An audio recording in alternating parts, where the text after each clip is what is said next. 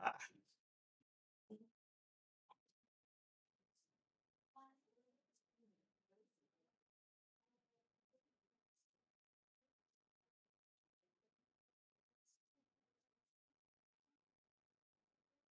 okay, here we go.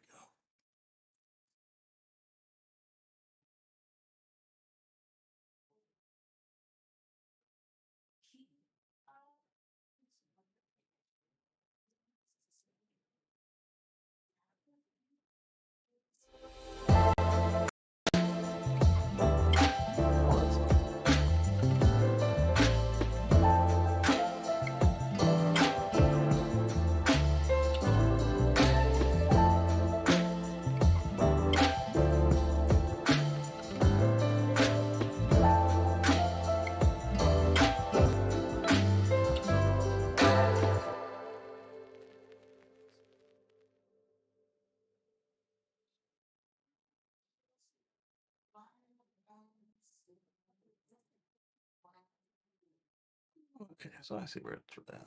Why are you using that? Nobody asked for help with the audio either. All right, let's get this thing started. Good afternoon, good evening, and good day. Good morning to those of you on the West Coast. And as usual, stuff just isn't working right this morning. So, this afternoon, whatever. The folks that watch us on Facebook, you're not seeing us on Facebook because at the last minute, Facebook decided it didn't want to let me log in.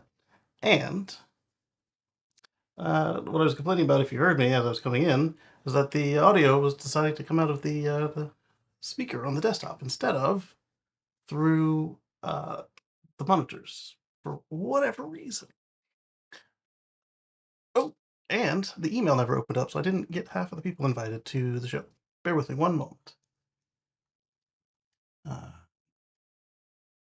oh, it's still not opening. That's lovely. All right, so we've got our notes there. Let's quit the email and open it back up again. Oh, there it goes. Talk about quitting the program and it opens right back up. All right, so we're gonna make a new mail to a couple people. We're gonna do 10th of March, and we're gonna do this person,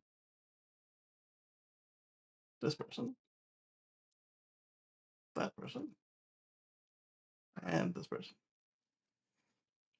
And of course, I need the link and what we're talking about. Give a little send action.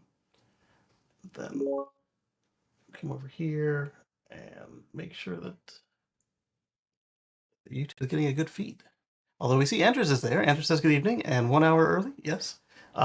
We do this thing here in the States where we play with the clock for no reason. Uh, they say there are reasons, but they're bogus. They don't they don't add up to anything except for the one where the kids don't have to go trick or treating in the dark. The rest of it is all just an elaborate joke played on us by Benjamin Franklin. Uh, there was wartime, but that's long gone. It's talking about 100 years ago, but it's a relative newcomer, and Americans just really latch onto their traditions. Just idiotic stuff we do for no reason, like move the clock forward, move the clock back, and we've passed laws all over the place to not do it, and just or not. We haven't actually passed the laws all the way through. We get right up to the edge of passing the law, and then nothing ever comes of it. I swear I might become a politician just to run on anti messing with the clock. And I don't mean like leap seconds and stuff, but like literally daylight savings. You're not saving the daylight. Just adjust your daggum schedules. But we've got actual stuff to talk about today, so let's flip on over to our. Let's get out of this view that we're in. Studio mode. Studio mode. There we go. And we'll transition to presentation view. We can start to talk on actual topics. All right, so we see that YouTube is working. I assume that X is working because it didn't give an error. I guess we'll see as we load up some of the stuff. I need You guys are doing it on the 31st of March. Yeah, that's the other part of it. Like, if this thing was really important, we would all do it at the same time.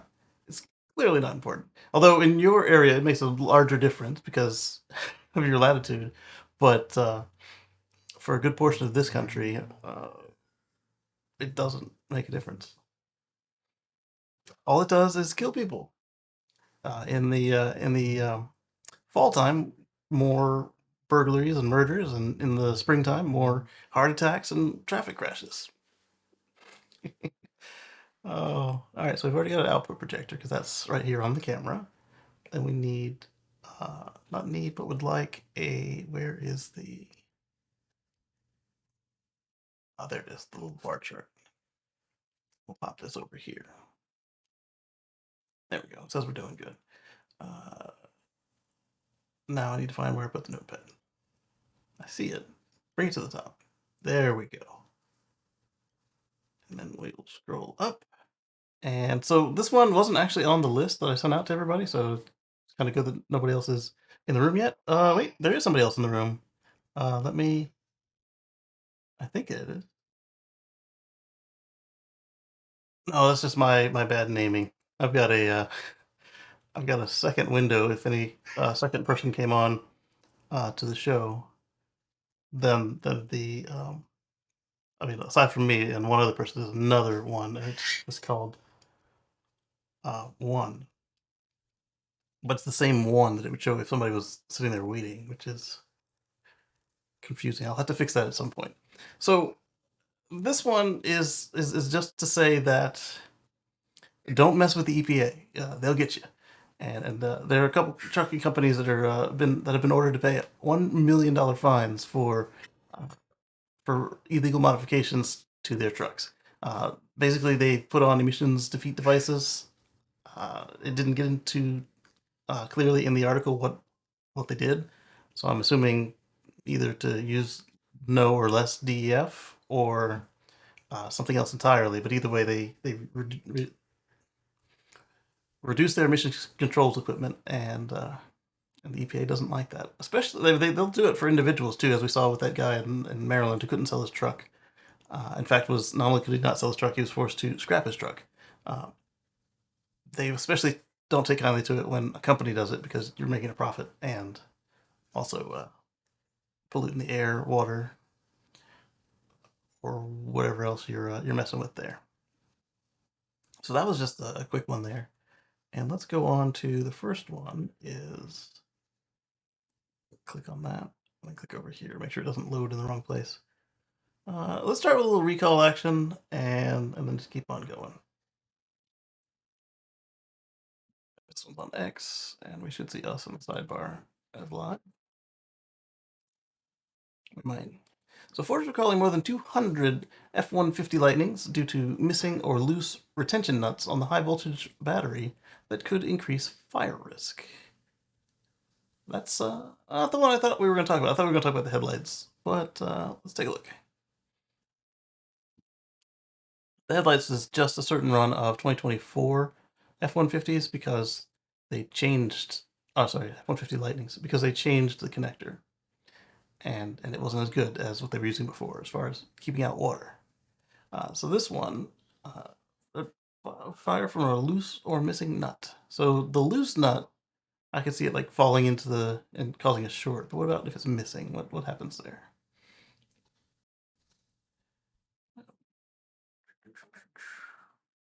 As many as 216 F-150 Lightning units produced between October 31st, 2022 and August 2nd, 2023.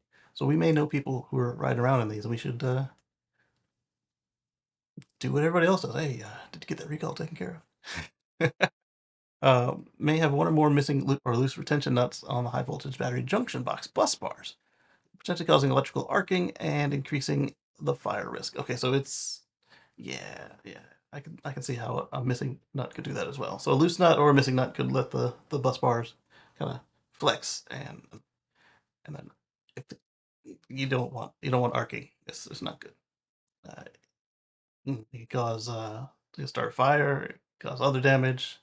It's not a good thing. The issue was created by the retention nuts and the junction bus bars potentially having been removed in error during a rework operation. That's another good reason to stop rework is it doesn't always fix everything. It can make other stuff worse. I'm not saying don't do rework, but if you can make it so you don't need rework, that would be preferable. And then here we can see the recall report. So moving on to less.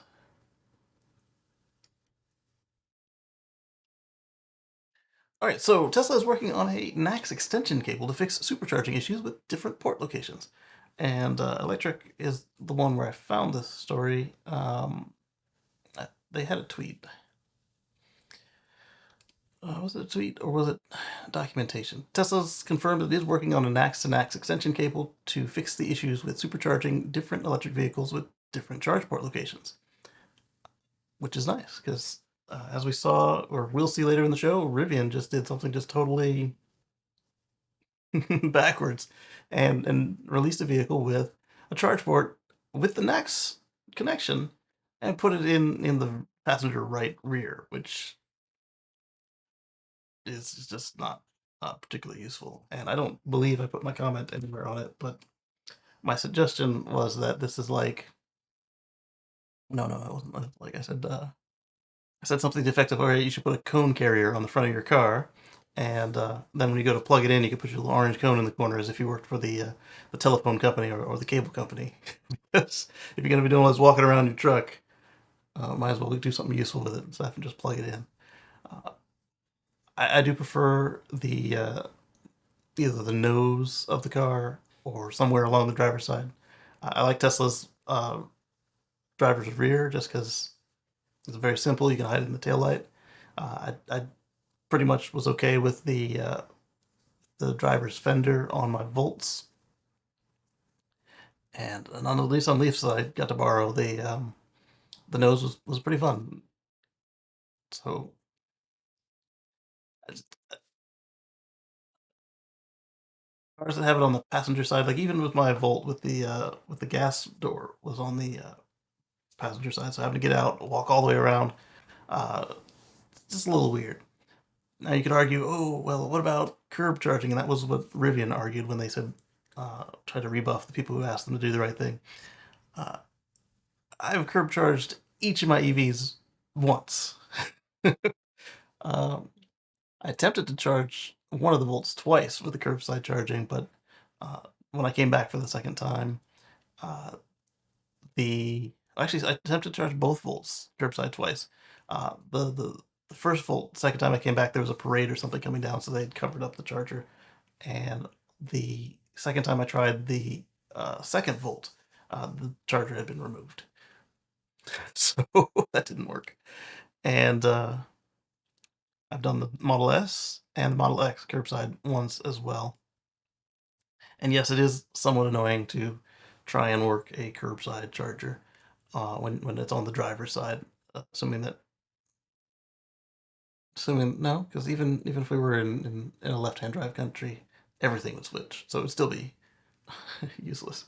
Um, so the curbside charging is slightly annoying, but for me to do that, me to make that an event that occurs once per car, more enjoyable versus again having to play telephone man uh, every time I get out of my car, every other time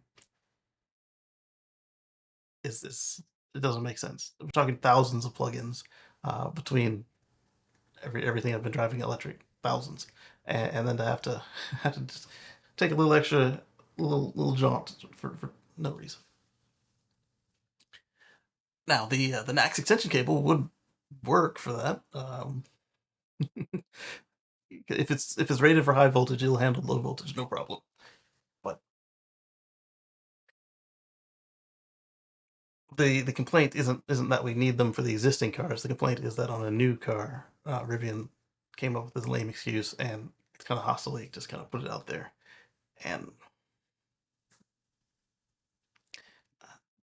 I'm wondering how that will work with the Adventure Network. They have some DC chargers, but I don't think that would work for them either because on their current car, it's on the driver's side front corner, and so that's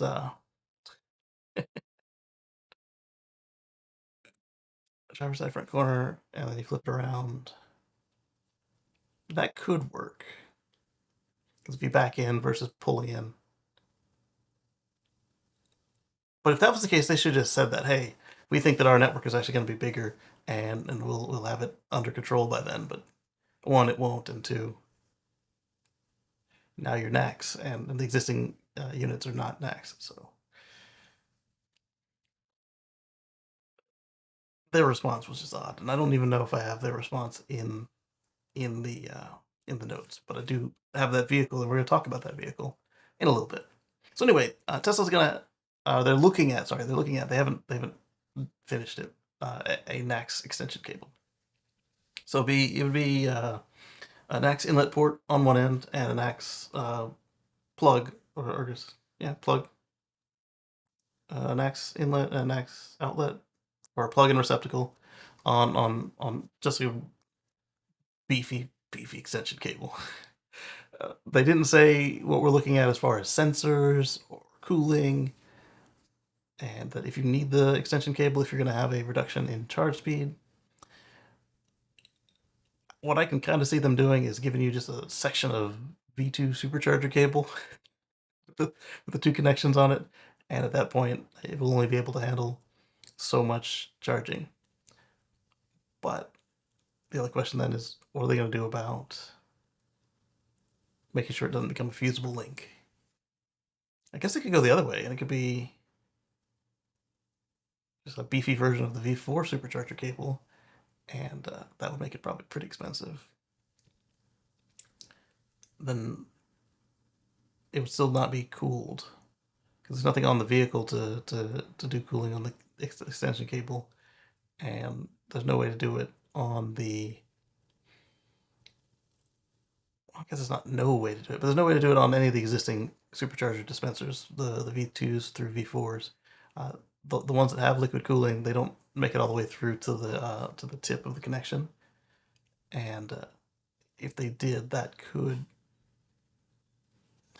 They still need a way to pump that fluid around. So yeah, I don't see any way that this extension cable doesn't slow your charging down if you're able to max out a V3 or V4 connection. If they give us V4 cabinets anytime soon.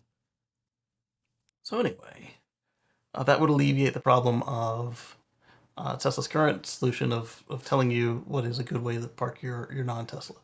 So if you register your car, they'll say, hey, you might need to park like this, and that's okay. Just go ahead and park over the line because you're already using 2 spots anyway.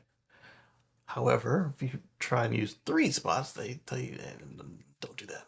Don't do that at all. They also don't want you parking diagonally, I guess, for the same reason it's a little easier to inadvertently take up 3 spots at a diagonal. So they said it on their website. Most supercharger cables at NACS supercharger sites should be able to reach your EV charge port. However, in some cases, you might have to park over the line in order to charge comfortably. Avoid parking diagonally to reach the cable, and try to obstruct as few charge posts as possible. Charge port locations vary by EV model, which requires cable sharing between adjacent stalls at many sites. Tesla is rapidly deploying our latest V4 supercharger post, which reaches all EVs in the same supercharger stall. And I showed you guys pictures of that when we went to see the Cybertruck in person. It's quite a lengthy cable. You won't be able to reverse in and charge a modern Nissan Leaf if they ever did such a thing, but you'd be able to nose in and do a Leaf. Or say the F-150 Lightning with the Volt style front fender location, you can pull in frontwards and hit that no problem with the V4 cable. Or if Ford had done the Transit EV, instead of putting it in the nose, if they put it where the fuel door is on the gas vehicle, you would still be able to reach that as well. Nose it. Or on the VW ID Buzz, whenever it finally gets here to the States, 20 years waiting, it's still not here. You guys have got it in Europe, but that one you'll have to reverse in, but it'll reach right behind the slider door on the passenger side. Wow. Yeah, they're not joking when they say the charge ports vary in location. And then of course you get the Porsche Taycan siblings, they've got the up to dual ports, but they're in the kind of the fender area, so you nose in on them as well. So anyway, charge ports vary by EV model, which requires cable sharing between stalls, V4 supercharger posts. Additionally, we encourage all vehicle manufacturers to standardize charge port locations to the rear driver's side or front passenger side. And Rivian said, "Pfft."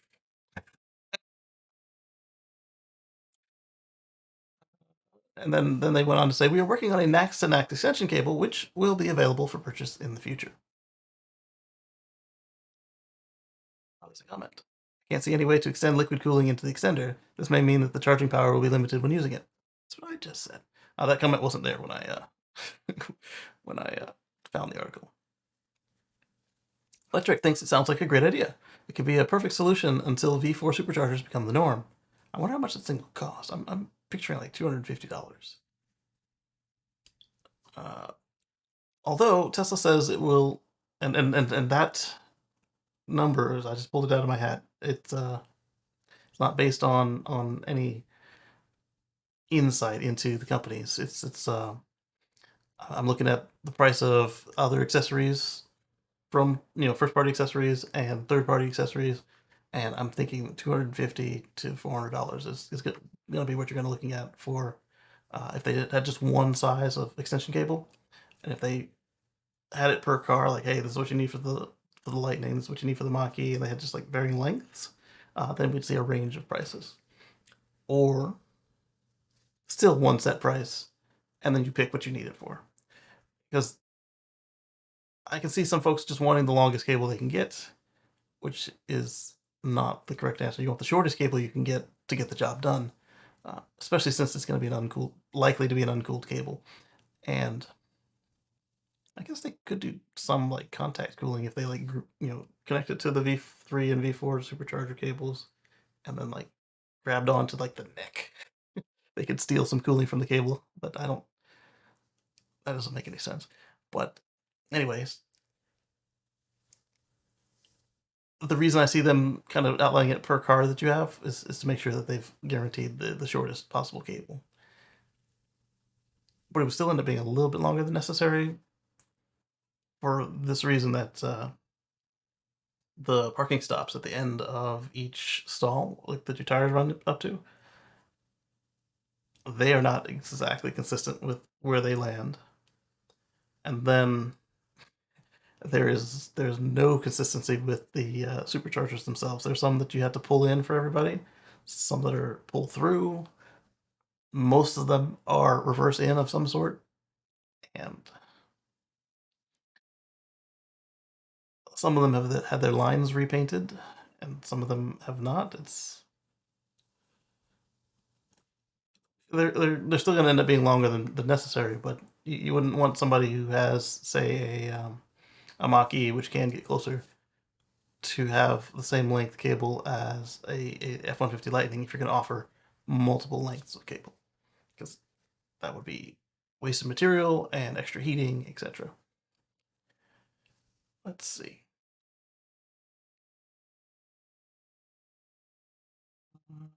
That transport locations would have to buy it and probably won't be cheap. Yep. If it's allowed like it is right now, I can see some owners not buying it and blocking other stations instead. Yeah. They'll be popular if the extension cable comes out and that happens. A way to lock it at a supercharger station with a way for EV owners to access it through the app would be, oh, okay, yeah, that would make sense too. If they just had one on site, but they need multiples on site, and if they're going to do that, then they might as well replace them with V4 dispensers. And I can see an easy way to um, lock it to you're gonna lock it to the car anyway, as you already do, and then whether or not you still lock the supercharger end, I think you would still have to because we're talking about high voltage DC right there.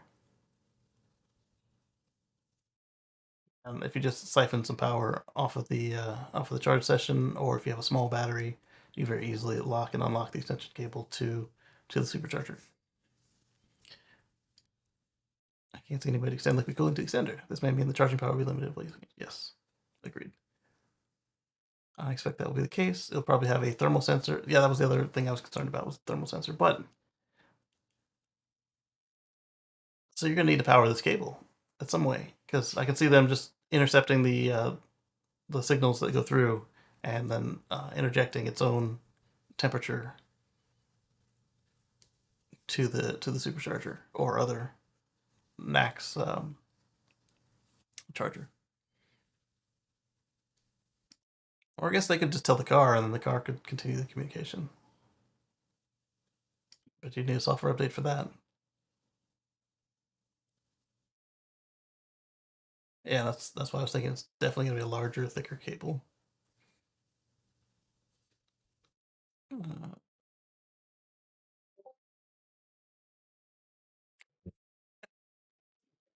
which is worse, a Ford taking up 2 stalls for a short time or 1 stall for a long time? Eh. What do you guys think? Which would be more annoying? If I were the Ford driver, I'd prefer to use 2 stalls for a short time. Yeah, yeah. If I was, I would, yeah. But for everybody else, what would you expect? Hello, Moto. What's up, baby? Nothing. Oh, the baby you threw in the trash?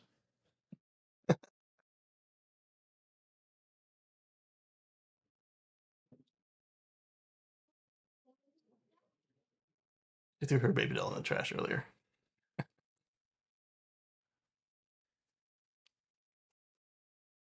All right, so let's move on to something else. Not that that isn't fun. We've got more to talk about today. All right, so this one is what I think might be the first successful. I didn't make any changes. Yeah, leave the site. Um, might be the first successful version of battery swap that we'll see outside of a mining rig. They have some in. Lee says taking up any stalls are inconvenient. Yeah, I agree. Greetings and happy Sunday. The mining rig battery swaps are kind of a necessity. You don't have a lot of Z to work with, a lot of height, and you don't really want to run electricity through through a mine shaft. You want to kind of get it to a convenient spot where you can centrally deal with all your equipment and then do an auto swap. This is like that, but cheaper, and you can use it anywhere. And it's going to be for construction or farm work. And then you can take these skid steers, and you'll need 2 of them. And you can take the battery out with one with some forks and put it on the battery charger and switch it for a fresh battery and put that back in the first unit, and then you're good to roll again. And I thought that was pretty cool. And so this is from First Green, and they see it on 24-hour job sites. What are you playing with? Oh, okay. And so I thought that was pretty cool. So here's a shot of it doing the during the swap, basically.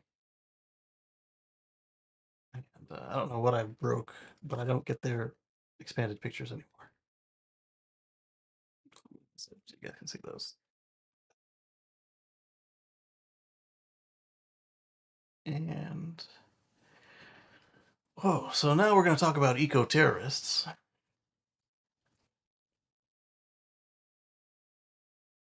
for a little bit.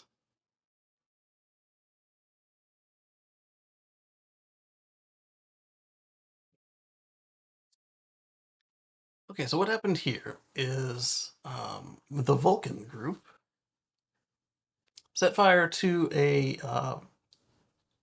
transformer at the Giga Berlin factory, and then as the firefighters were addressing that, they found a handwritten note talking about buried ordnance, and it was perceived as a bomb threat. But some folks were pointing out that that area does have a lot of washout from World War II ordnance, as floods and flash floods would kind of come and occur.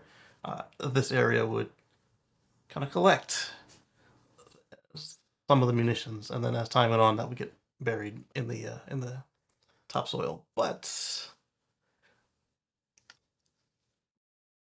the fire people took it as a bomb threat. So while there may be some not natural, but some pre occurring buried ordnance, they took it to be no, this is fresh and this is a threat. So what happened here is they managed to shut down power to the factory and the surrounding area for a little while, about a day or so. But this is super expensive. It's kind of counter to their cause.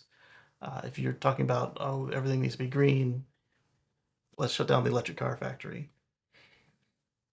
And then in a minute, we're going to talk about water use, because this is always a complaint that these folks have at the Berlin factory is, oh my goodness, Tesla's using water, or Tesla's dumping water, one, they're not direct discharging into the river like some sort of like early 1900s barons where you get like an open pipe that's spewing chemicals directly into the river. That's not happening.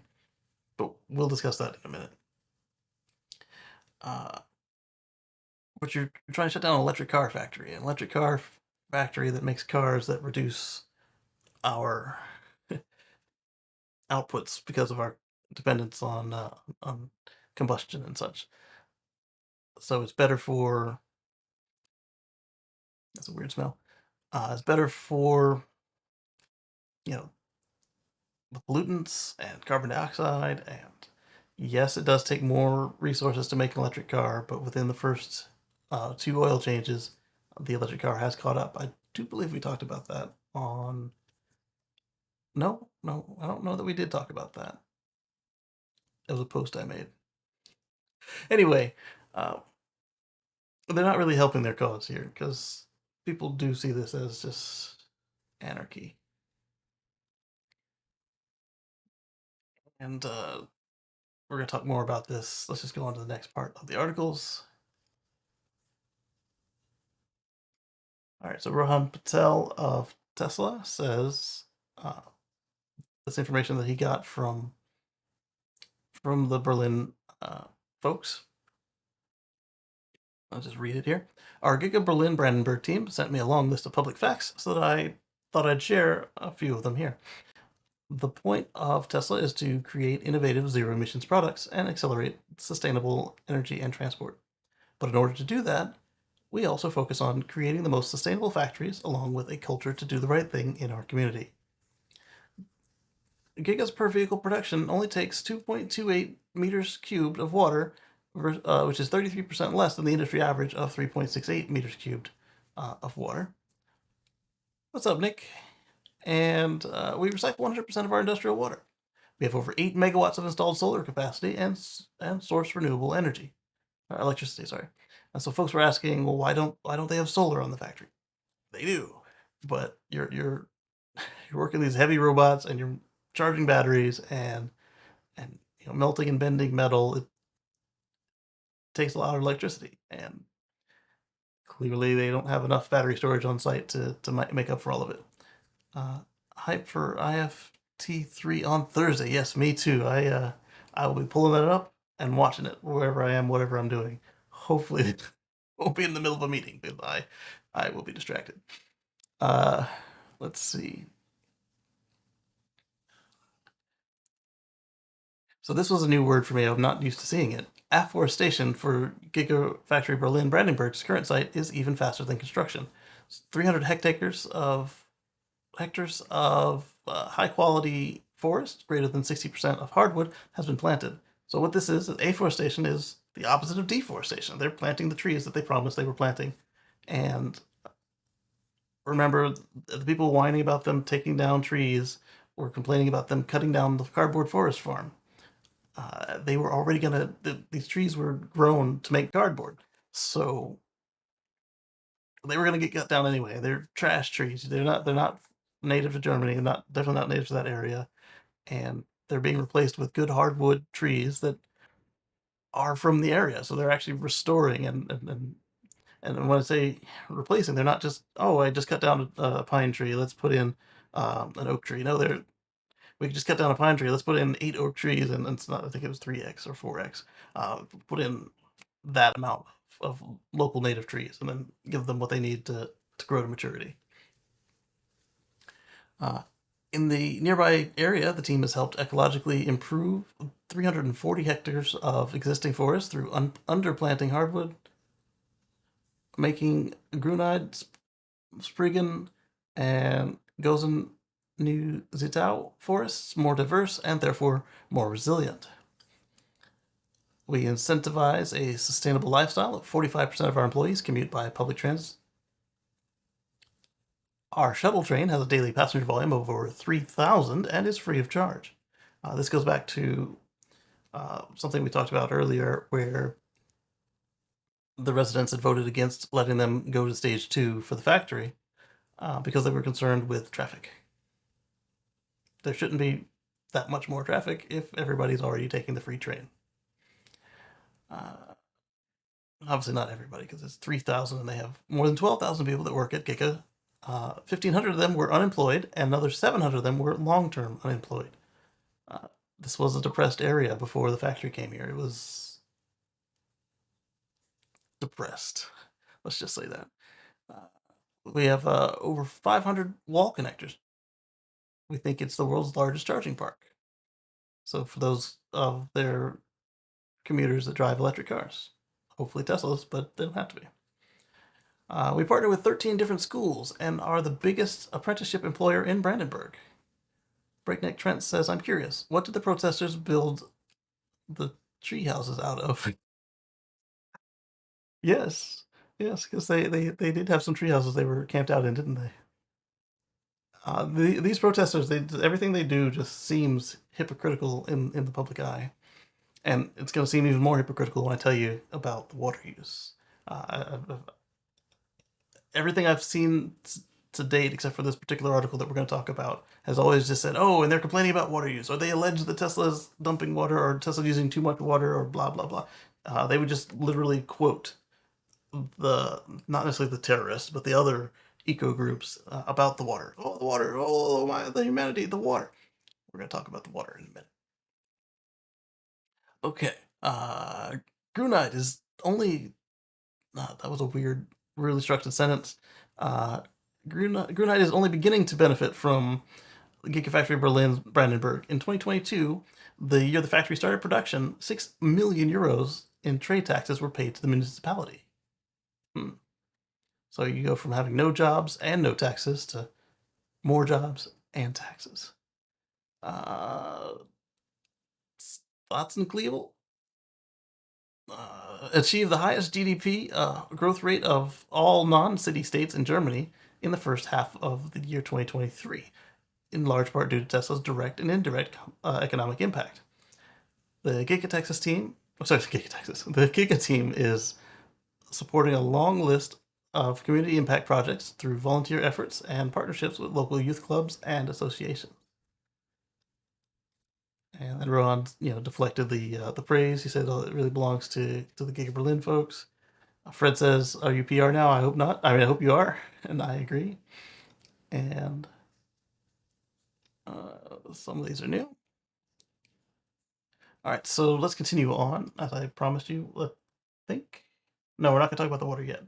So this caused a 13-day shutdown between March 5th to 17th because of a power outage. The tweet has been deleted. But that's all right. Most of the tweet text made it to my notes. There was also a 14-day shutdown between 29 January and 11 February. However, we don't expect these to affect sales because there's plenty of inventory. That was Troy Teslake before he deleted the post. Then we've got this one. I guess he deleted it because it was no longer accurate. Tesla plans to restart production at Giga Berlin next week after terrorist attack on the region. And Tesla announced it with a kind of a, I don't know, it was a party or whatever, but they had a large get together of their employees, and they were all holding LED lights or phone lights, and they were flashing, and they were celebrating that they had restored all their services and were about to go back to work, despite the best efforts of the eco-terrorists. Oh, that was another thing that came up. Folks are asking, well, why don't they ever attack the gas cars? They do. They do. maybe not these ones, but some other ones have recently glued themselves to the floor of the VW facilities. So clearly, some of them are just anti-car, even though they won't say that. But it's unrealistic to think that we're going to go carless worldwide anytime soon. It can be done, but to do it overnight is not realistic thinking, especially here in the states where everything is just so far apart. But even in other parts of the world, not everything is a walkable downtown city core. And yes, you can bring that about, but it's not going to happen overnight. So yes, they plan to restart after that same attack. Continuing on, this one is the article on Tesla exceeds wastewater limits significantly. This one I had translated with machine translation. Let's get it up there.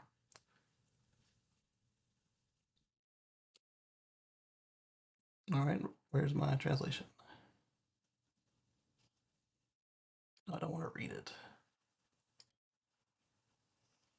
There we go. So there was a meeting that Tesla wasn't invited to. That suggested that they are exceeding their wastewater limits significantly. So their water concerns are that they are exceeding how much wastewater they're allowed to put out. And when you look at this, okay, so it's not a matter of they're in the middle of a desert and they're sucking up too much water from the ground. They're complaining that their wastewater is too good or is too much.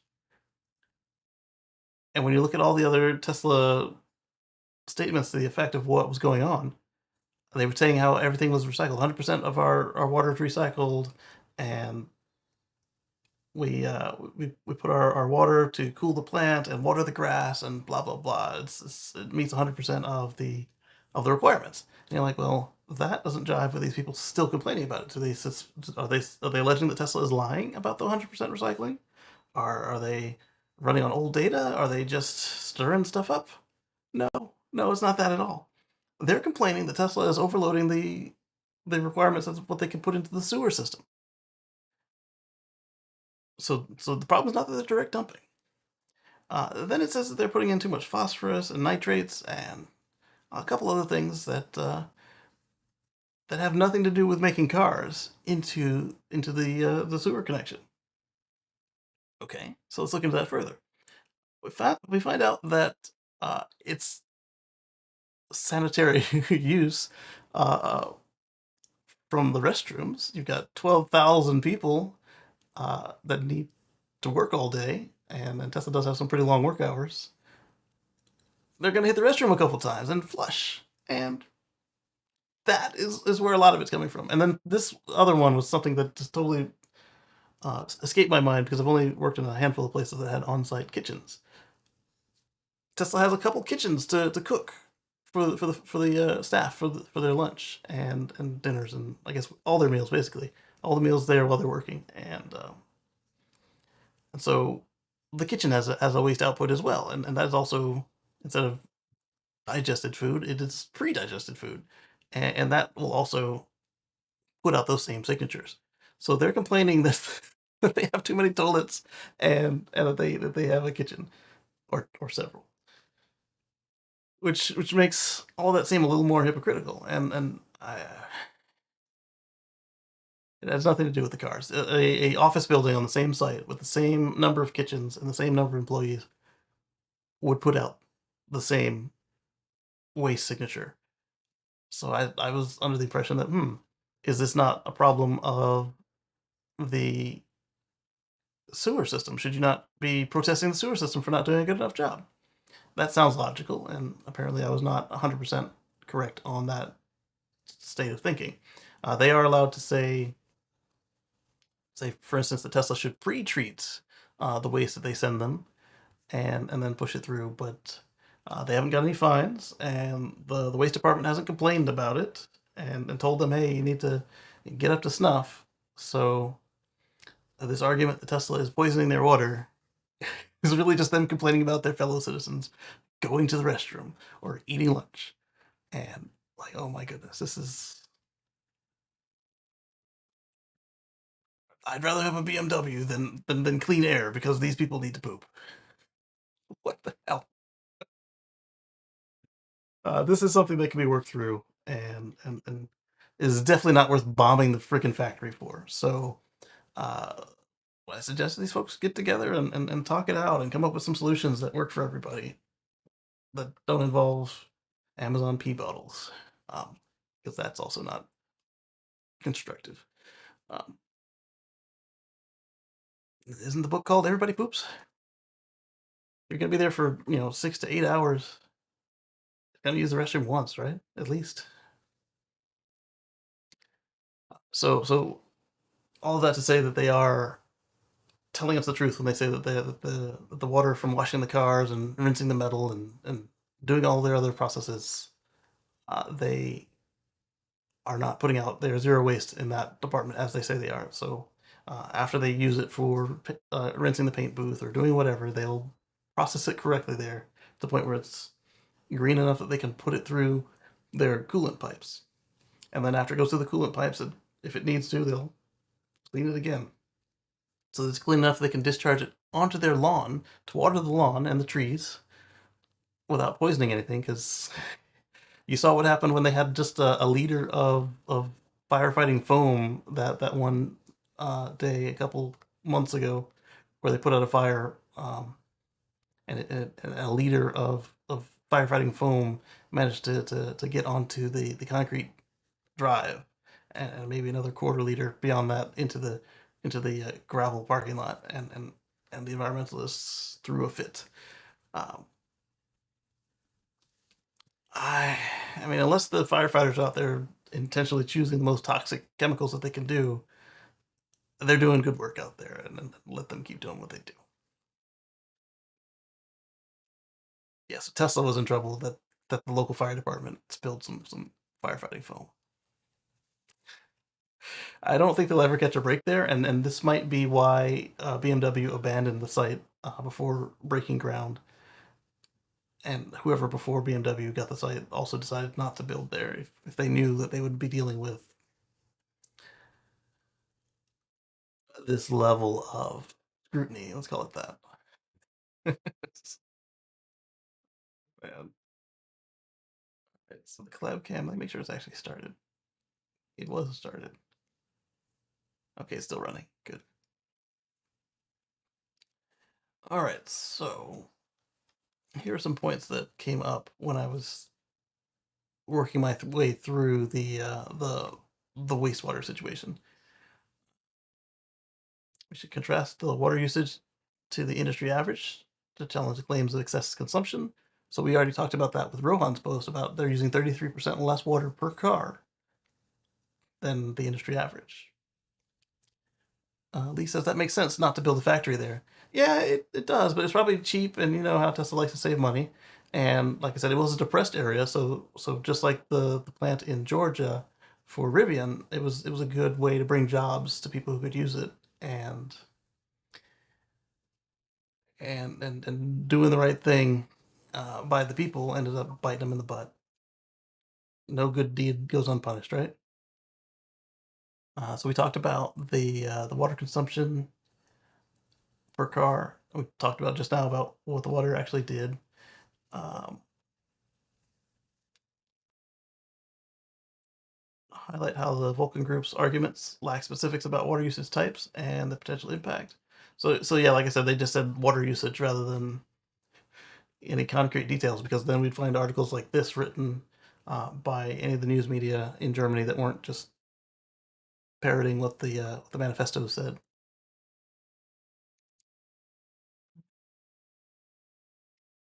Selective reporting questioned the journalistic integrity of news outlets, simply echoing claims about water without clarifying the full context. Yeah, so the same way that we complain about the news here in America being a little less stringent than they used to be, that's happening in Germany as well.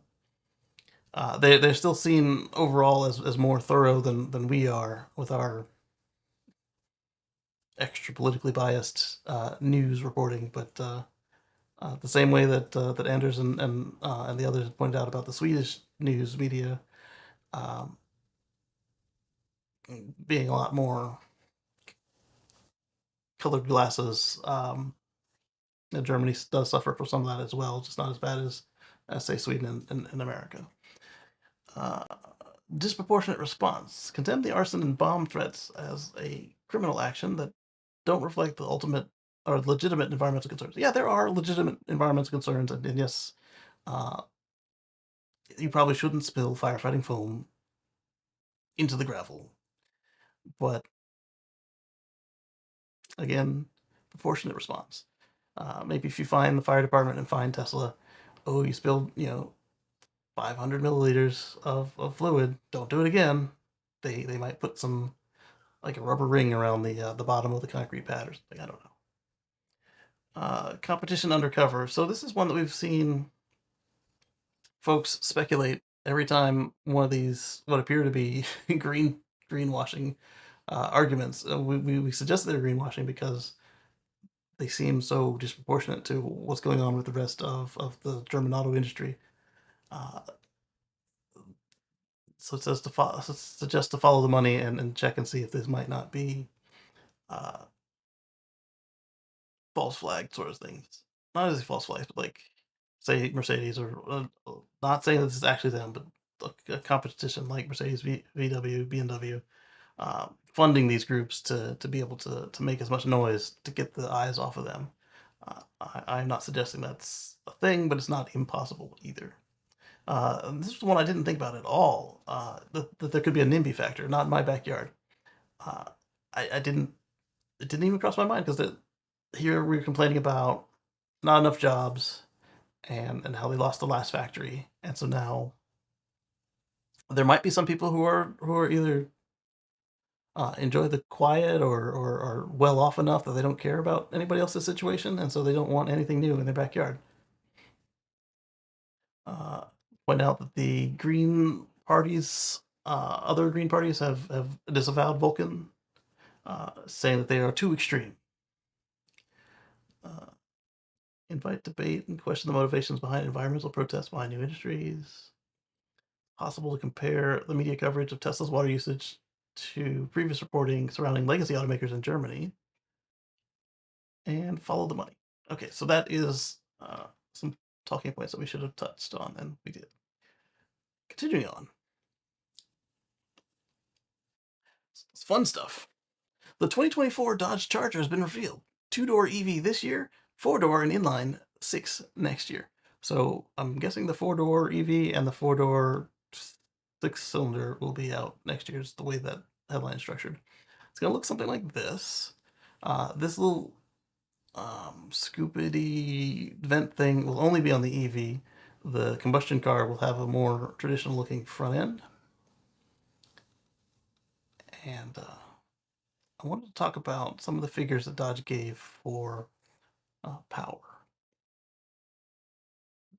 Excuse me. So they point out that it looks pretty much like the concept. It's got bigger door mirrors and handles, probably smaller wheels too. It's got functional lighting, and the concept made it mostly unchanged, which is rare for a legacy. It's got an aerodynamic take on the 60 Charger's nose and a rear liftback. Even the interior retains the same dual screen array, pistol grip shifter, and wraparound ambient lighting. The what pistol grip shifter, is that for a manual? Because I don't see you're not gonna be doing that much shifting in an EV. You drive and reverse, park. Anyway, the biggest change to the interior being that the miniature forest of plastic strands has been compressed into single molded panels. But with the way the light reflects off the texture, you get a similar and still attractive effect. Something Dodge didn't reveal at 2022 was the four-door variant, like this. And design-wise, it's simply a longer version of the coupe with an extra pair of doors. But it's still got the rear hatch. So Model S-ish, if you want to kind of compare it like that. Maximum cargo space of 38.5 cubic feet, and that's only 1.1 more cubic feet than the coupe. And then they've got the six cylinders going to look like this, and we're going to skip it because that's not what we're into. Daytona trims. They're going to have a scat pack, both with the same motor and battery units. It'll have a pair of identical electric motors with single-speed gearboxes, each with a maximum output of 335 horsepower and 300 foot-pounds of torque. Ooh. Coming from a fossil, that sounds like a lot, but it's not. Depending on the trim, the combined output is different, though. The RT will have a maximum of 456 horsepower and 404 foot-pounds of torque, while the Scat Pack maxes out at 590 horsepower and 627 foot-pounds of torque. So, I think that even the Volkswagen and ID4 and the Toyota Busy Forks, they have similar. They're not quite this powerful because they are decidedly Toyota-ish in their performance and output. Talking the main line, not the fun Toyotas. So to come out here after this late of a start and not have something just like it'd have to be really light for that much power to be something to brag about. They will have all that noise with the what do they call it? The I forget what they call it. I'll see it in here somewhere. This for the gearheads to come out with less power than almost every Tesla ever made. Performance Tesla ever made. The only one that they even kind of contend with is the original 2012 Tesla P85, not P85 Plus, the P85, the rear-wheel drive one. They are slightly faster than that one in points of a second. Yeah. So that's a 14-year-old car, 12-year-old car this year, and that's the only one they're really competing with. Note these numbers will be with the 15-second power shot enabled, which adds 40 horsepower to the usual amount. There's a 30-second cooldown time between power shot usage, but there's no limit to the number of uses. So unlike the original Fancy Z car, or not to say the original, but the some of the recent Fancy Z cars. Sorry, I noticed that the pole on my desk looks bent. The one that's holding up the lights in the camera. But it might just be that the monitor is curved. Anyway, so the 15-second power shot. For the first year of production, Dodge will be including direct connection stage kit upgrades gratis. So for the first year, the RT will have 40 horsepower stage 1 upgrade, bringing it up to 496 horsepower, and the Scat Pack will have 80 horsepower, which is interesting because there's no exhaust. So what are you scatting? Skip it, boop, boop, bop. Stage 2 upgrade, bringing it up to 670 horsepower. Okay, there we go. You're approaching my P100D right there. And possibly the most important part of the equation, the acceleration times. Dodge claims a 0 to 60 time of 4.7 seconds and quarter mile time of 13.1 seconds. So not slow compared to a gas car, but not even on the map compared to a performance EV from anybody else. The Scat Pack will go 0 to 60 in 3.3 seconds. So now you're getting into the cheaper performance EV segment. And or my chunky Model X, which is 2.8 0 to 60. It was bad. You're getting beat by a bus. 3.3 seconds on the way to an 11.5 quarter mile time.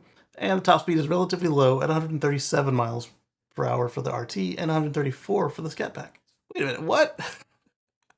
why does the premium one go slower than the base? Not that any of these speeds are really necessary unless you kind of are on the track, because these are all extra legal everywhere but Germany. Mr. All Electric Car Lunacy says 13.1 seconds. Okay, so still slower than a 2000 Regal GS. So it's slower than a gas car. Too much scrutiny, says Lee. Yeah, too much scrutiny over on the German situation there. So the aforementioned direct connection upgrades will then be available at extra cost in subsequent model years. Okay, so the way they had worded that, I was like, are they going to take it away? Like Toyota took away the remote start after 3 years. You go to start your car and it just doesn't. So it sounds like that the 2026 or whatever will be the ones that don't come with the performance boost for free. You'll have to pay extra like Tesla does on the Model 3 with a speed boost, or Model Y with a speed boost. Um, and yeah, people are like, well, it's already there. Oh, I want it. But at the same time, they keep your warranty when you do that. So I can see charging a little extra for the added risk for them. Lee says, wait, no, Mr. Electric Car Lunacy says, whoops, Regal GS was 15, 12.5. I'm thinking of was the WRX STI. So, so a inexpensive little sporty car is beating this probably going to be rather noticeable priced new EV. But we do know it'll have NACS. We don't know if it'll be able to supercharge.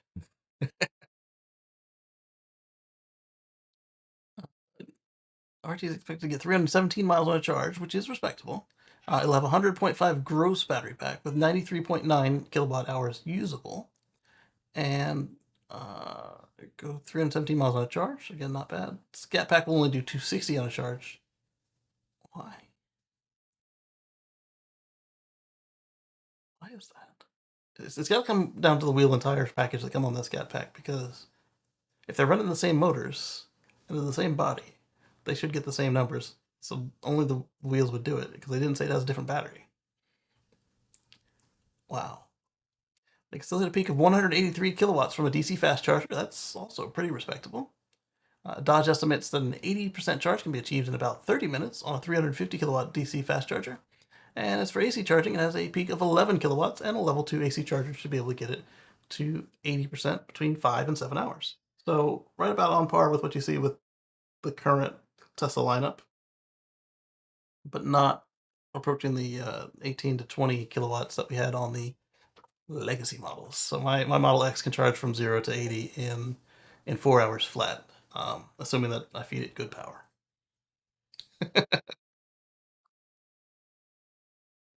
At home. But the newer cars, they supercharge faster. They can do the full 250 or more. Mine could probably do it if it had big enough charge port buses, but it doesn't. So they keep saying, "Come on, son, come on, we'll upgrade you," and I'm like, "Nah, I don't have payments right now." All right. You may have noticed that the two-speed gearbox and 800-volt battery teased in the concept were not listed for these cars. These features could be saved for the SRT Banshee model that will come next year, with even more performance than the Scat Pack. Could be. Or maybe they decided, just like Tesla and everybody else, that having gears on an EV are not worth it. All right, so everything else is about that gas car, so we will continue on with more new cars. Let's see what we got for new cars. Can I hit this button yet? No, I can't hit that button yet. Okay, so this one's not really a car, but it is new. Oh, crap, I hit the wrong button. We need to move you to back to the charger window. Then you need to go back to YouTube. And then Mr. All Electric Car Lunacy says, next, for rebels like us who break the rules and fight the system, Dodge. Yeah. All right, so like I said, this is a new vehicle, but not necessarily a car. Green Power has delivered their first electric school bus in Arizona. Congrats to them.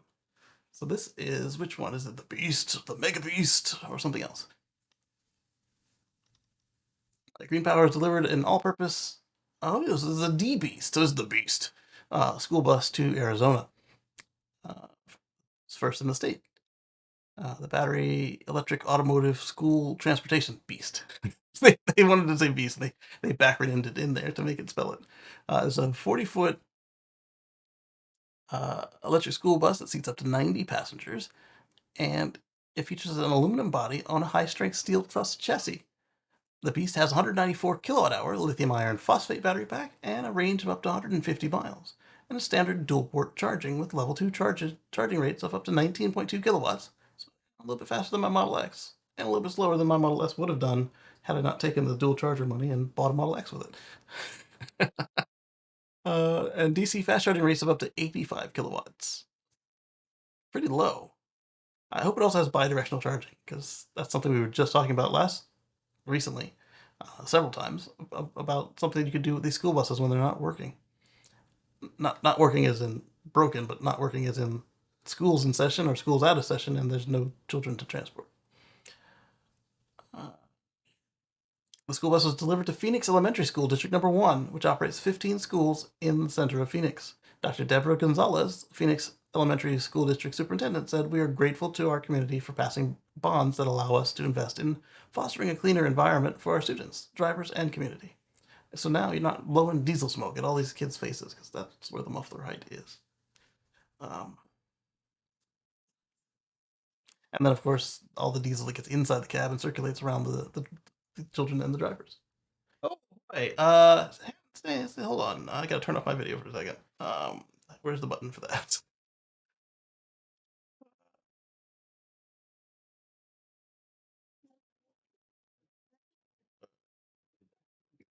I don't know where my video off button is.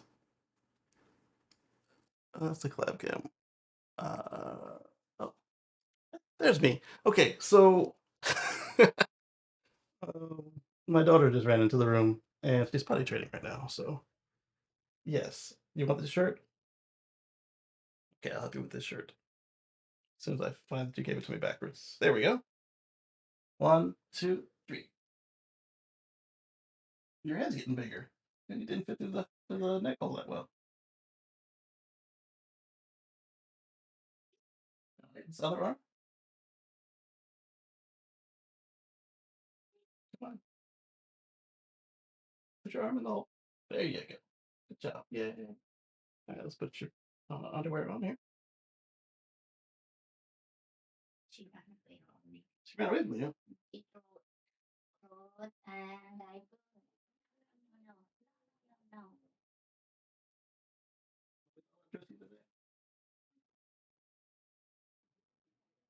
Your toe is stuck.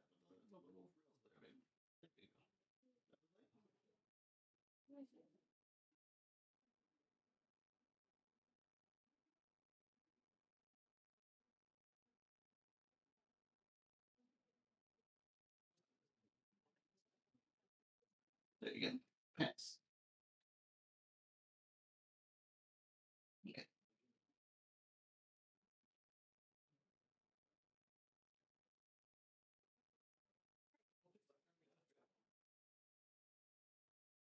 There you go. Other leg.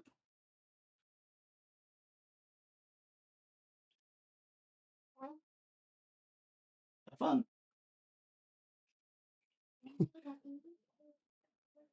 Uh, you're welcome, baby. All right, now to find my camera button again. That's not as easy to find as on the other app. I'll tell you that. Oh, you can't have my snack. Mom will give you a snack. Go ask mommy for a snack. Yeah, snack. Go on.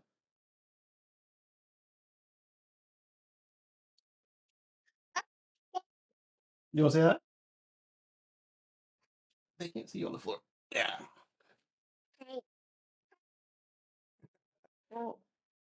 Yeah.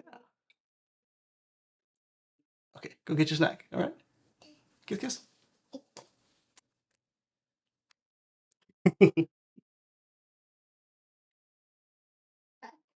All right.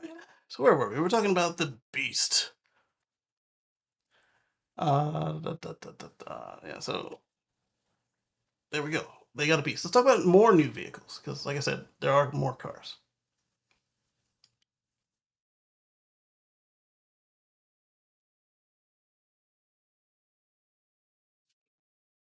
All right. So that's the same one. So we can skip that. How did I get it twice? That's an interesting question. Yes, Rivian. Rivian surprised us all several times.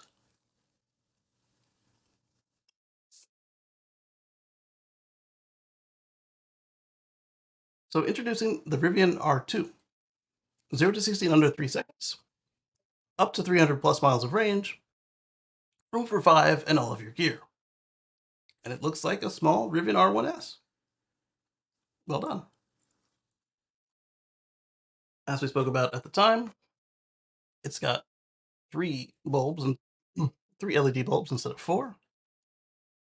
But my prediction of the light getting smaller with each subsequent model was incorrect, and you'll see why in a minute. So you can get your R1, so your R2 reserved for $100, and if you are an existing Rivian owner, you get priority in the line. Just like when we had Model S and Model X, and you bought a Model 3, they bumped you up to the front of the line. So you reserved a Model 3, they bumped you to the front line to buy it. Deliveries are in 2026, and we could sit there and go through Rivian's feed, but it wasn't as exciting as using other people's resources, so we're going to do that instead. This one is Rivian's again, because right after they unveiled the R2, they showed us the R3. The R3 isn't coming anytime soon, but they are gauging our interest with it. This one is a beta unit, and it looks pretty nice inside. That is a nice interior, if you ask me. And then the exterior is kind of retro. Yes, baby. Yes. What? Oh, it wants a parent? Yeah, we're not going to buy anything. There you go. You want the mouse? Mouse. There you go. You're welcome, but you hold it. I need my hands.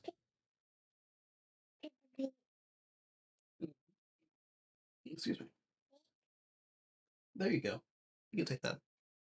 Uh, yes, so it's kind of a retro styling. Some folks said the Dodge Omni, some folks said the Subarus, some folks said Russian car from the 1970s.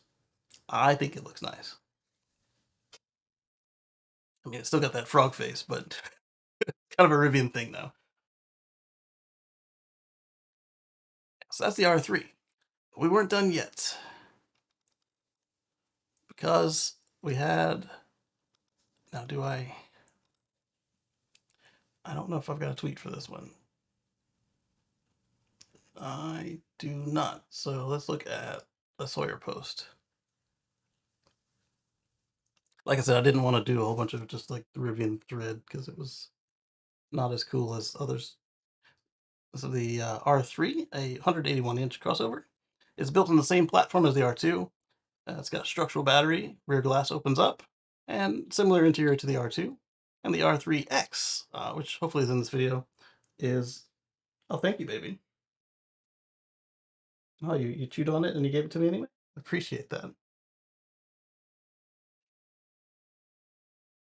I'll save this for you because I'm not going to eat it. I've got my own.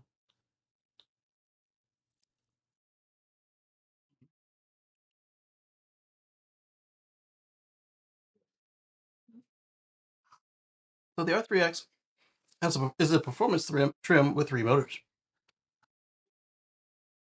I saw credible speculation that the R3X was a way to gauge whether or not Rivian should have a performance trim across the board. So if the R3X does well in the public sphere, we'll see an R2X and an R1X.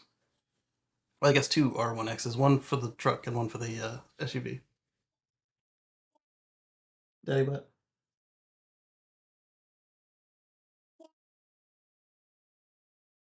Yeah, Daddy's on the screen. So I gotta get back to it. You want to help? All right, come here. Yeah, it is pretty. Yeah, the R3 is pretty. Yes, it is. All right, so Tesla Evangelist points out that the charge port is in the wrong location for NACS. Dope. The charge port is up here. It is pretty, yes. So the charge port on the R3 and the R3X is a little flap like this. Yes, it is. I wouldn't buy it if they paid me, he says. Well, you're one data point. Not sure what's going to happen to a Land Rover or even Subaru. Yeah. Stephen St. Peter says, Kacey, I've been busy. Yes. New co-host. Yes. Yeah. Hi. All right, so what happened next? All right, so I can't find any of the other uh, posts that I hit like on, so let's continue on with the R3, R2 unveiling and go to an article. No, no. Wait, that's the same one we just looked at. But, but, it, but, it.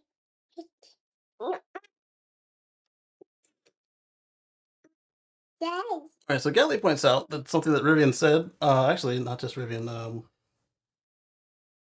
I'm drawing a blank on his name right there.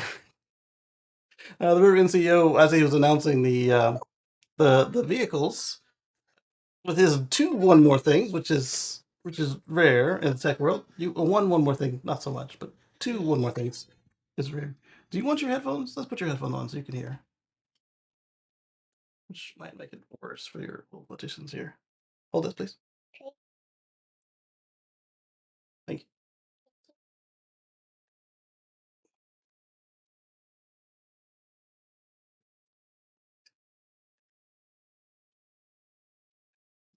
There you go. I don't know why Mom made them so big for you. RJ Sarand. Yes, thank you, Stephen.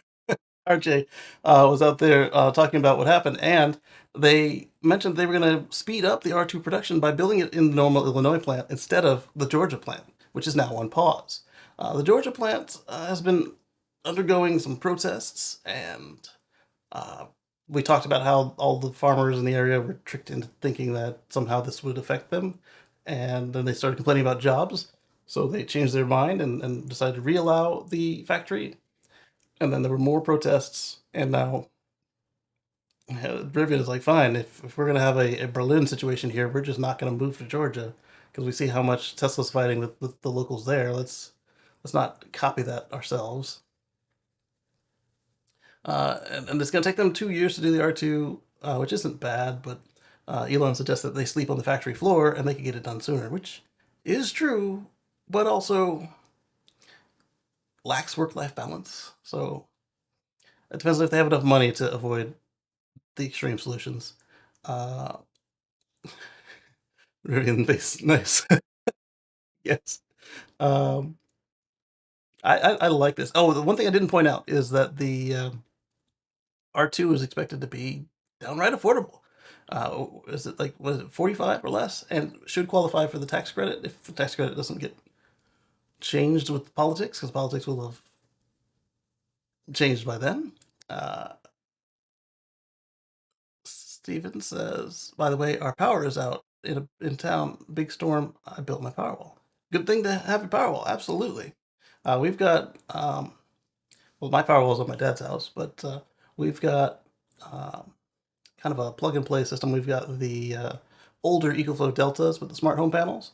So every room but hers is powered during an outage, and the furnace is powered, but not the air conditioner. So it'll be uncomfortable, but it won't be unlivable. And in the wintertime, it won't be deadly. So yes, there's a chance now that the factory is paused that it might actually end up getting canceled. So these folks who were doing the protesting should be careful what they're asking for. They should ask for something reasonable and not push RJ and crew too hard, because again, if it's going to be another copy of Berlin, they can just move the plant somewhere else to somebody who actually wants them there, not just getting some tax breaks. But, but, But what? And it works flawlessly. I'm glad to hear that, Stephen. Oh yeah, baby.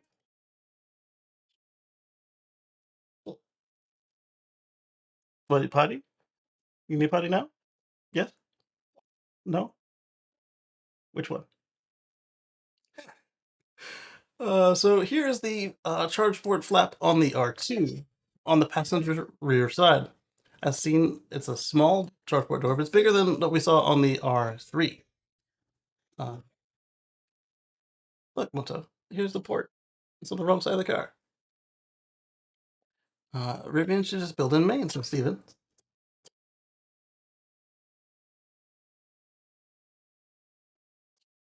Yitter. Yeah. The look she gave me for not understanding her. It was just lasers.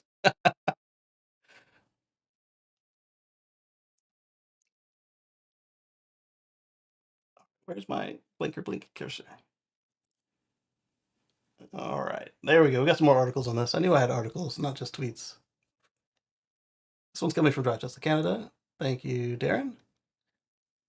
We had a fun little chat about websites this week.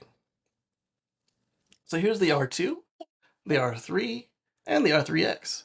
So I like them all, and if I needed a small car, I would probably go for the R3X just because I don't know why. That just feels, I like that style. If I needed another SUV for the family today, depending on what the towing range, not towing range, towing ratings are, I might consider the R2. The R1, I like it, but it's too much for what we need. It's a full 3 row SUV, and and it's kind of pricey if we needed another SUV, which we don't. But the R2 seems to kind of hit all the marks for us. Now the pickup truck's a whole other situation. Not that I have anything against it. I just uh, prefer the Cybertruck and the Lightning and the Chevy, but not the Hummer. All right, so the R2 is gonna be 15.7 or 47 feet or 4,700 millimeters. Are you done with the headphones? Okay, put them right here. Okay, we 3D printed a headphone holder this week, but it takes screws to attach, and I gotta buy the right screws to attach it to the desk. Because I thought from the pictures I could just put double-sided tape up here, but that won't work. But if she starts regularly getting on the show and wearing her headphones, we might need 2 holders. You done? Okay. Okay. Uh, it's a little bit shorter in length and height than the R1S, and a little bit narrower as well. It's just slightly smaller all the way around than it. And here's a good overview. The R1S is the silhouette, and the R2 is the one that's filled in. So we're looking at 4175 millimeters in length to 5100 millimeters, or 1700 millimeters in height to 1837. But they did. It doesn't feel. Well, from the views they showed, it doesn't feel like the height is claustrophobic compared to the R1S. They lowered the floor a little bit and they changed some things, like the under seat storage is gone and it now has 2 glove boxes instead of one, or instead of none. And the wheelbase is a little bit shorter at 2935 millimeters from 3075 millimeters. Somebody else overlaid a Model Y onto this, and it's almost the exact same size as a Model Y.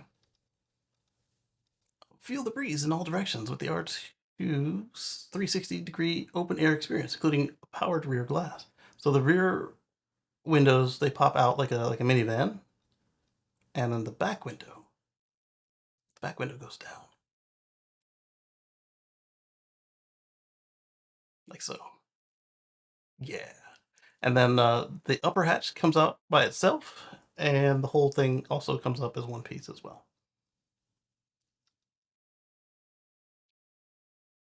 Yeah, let's go back to the article. On the inside, the R2 retains the same high quality materials and feel of the R1S.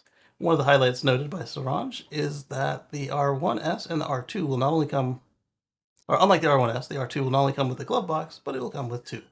Another interior feature highlighted was a new steering wheel. Oh man, Marquez Brownlee, he got a chance to interface with the new steering wheel, and those scroll wheels, they're huge. They go this way, and you kind of push them in. They're multifunctional. I like them. Very premium feeling look. Obviously, I haven't touched them myself, but he said they were kind of weighty, and they have variable haptics, so you feel like the stops as you're twisting it, and they can change depending on what's going on. And then they physically stop if you say you're adjusting the volume, and if it's max or min volume, they'll stop spinning, which is kind of interesting. The two glove boxes. The Bluetooth speaker looks like it's gone. It's still got the flashlight, and then all the seats fold flat. I don't know why the driver's seat needs to fold flat on any of these new ones, but the R2 and R3s, the seats all fold flat like this.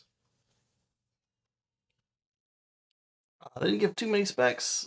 You get dual and tri-motor variants of the R2, and they will all be capable of 300 miles, depending on which battery you select and which trim. But every one of the ways you can trick it out can come up to 300 miles.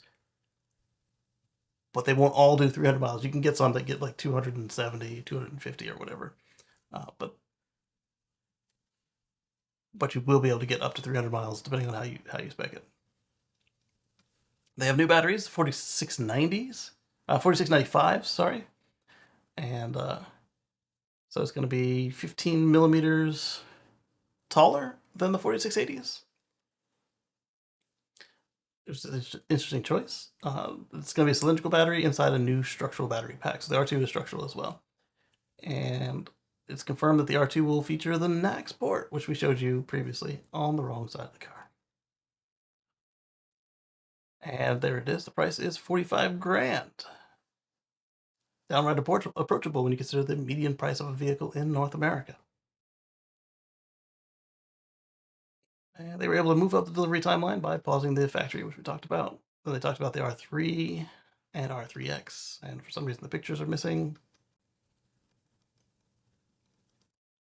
So there we go. What do you guys think? Are you considering the new Rivians? We don't know anything about the timeline on the R3 models, but the R3X will probably be first because it's a performance variant and it is probably going to cost more. Um, yeah. Kudos to Rivian. Next up, we've got. All right, so we talked about the plant. I don't really need to bring that up again. We do have the comparison to the Model Y, though.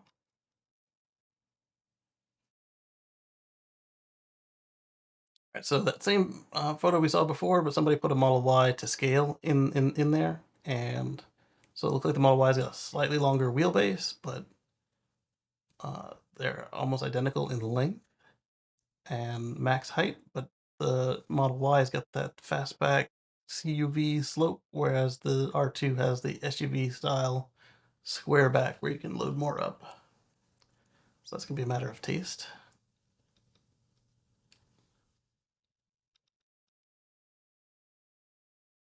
I'd like to see one of these with the Cybertruck and the R1T, and then I gave up looking for driver side views of the Cybertruck and asked him to provide me one. And 3 people liked it, but nobody has provided a side-on view of the Cybertruck for me to do this with.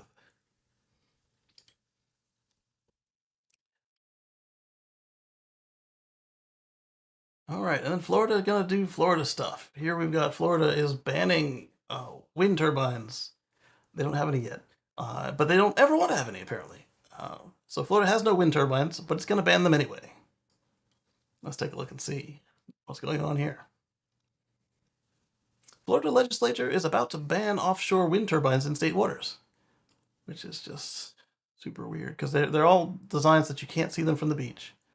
And when you look at what Virginia just turned theirs on, and they're now looking at a $5 billion profit from their offshore wind turbines. Profits, not revenue.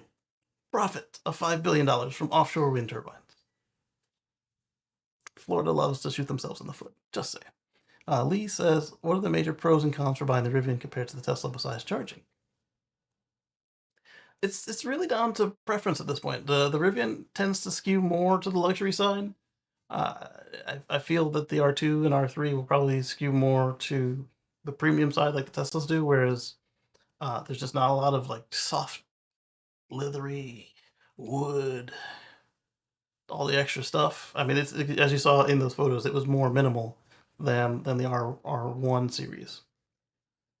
which is more minimal than a lot of other people's stuff, but it still has that luxury description that gets applied to it, and they're rather comparable. The only real difference that I could see, aside from charging, which so you're looking at another $19 a month in charging if you supercharge a lot to get the subscription to lower the cost. I mean, they're competent. They're high quality. They're EV first, so it's not like um, some of these other cars where they're split on a hybrid and a gas platform, so they just come out being just crummy all around. Uh, what's really affecting them right now is they're still ramping, they're still getting the volume, and they're a growing company. I've got friends who own the R1Ts and the R1Ss, and they love them. They've got mobile service. They've got the same situation Tesla has with no dealerships in states that have outlawed them, like Texas and Michigan. So they're not a bad choice. I would say it comes down to personal preference. Some folks pointed out, rather tongue in cheek, that they weren't complaining about DEI or immigrants coming over the border during their announcement, and those were jabs directly at Elon for his newfound obsessions. And I do have to agree, it was refreshing to for them to just be a car company. Uh, some things that you won't get that you do get with Tesla are integrations with your power walls and like your charge on solar. Just because they're at the moment they're just a car company. They're not a charging provider. They're a minor player in the charging providers uh, because they have the Rivian Adventure Network. But you're looking at mostly a purely car play at this point.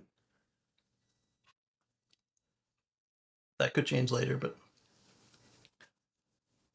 they might as they get bigger start doing stuff like solar and battery backup and whatnot. But they're not doing it now. So any of the software stuff that you come to love with your Tesla, integrating with other components of Tesla, those won't be there. But they do get over the air software updates, over the air software recalls. I mean,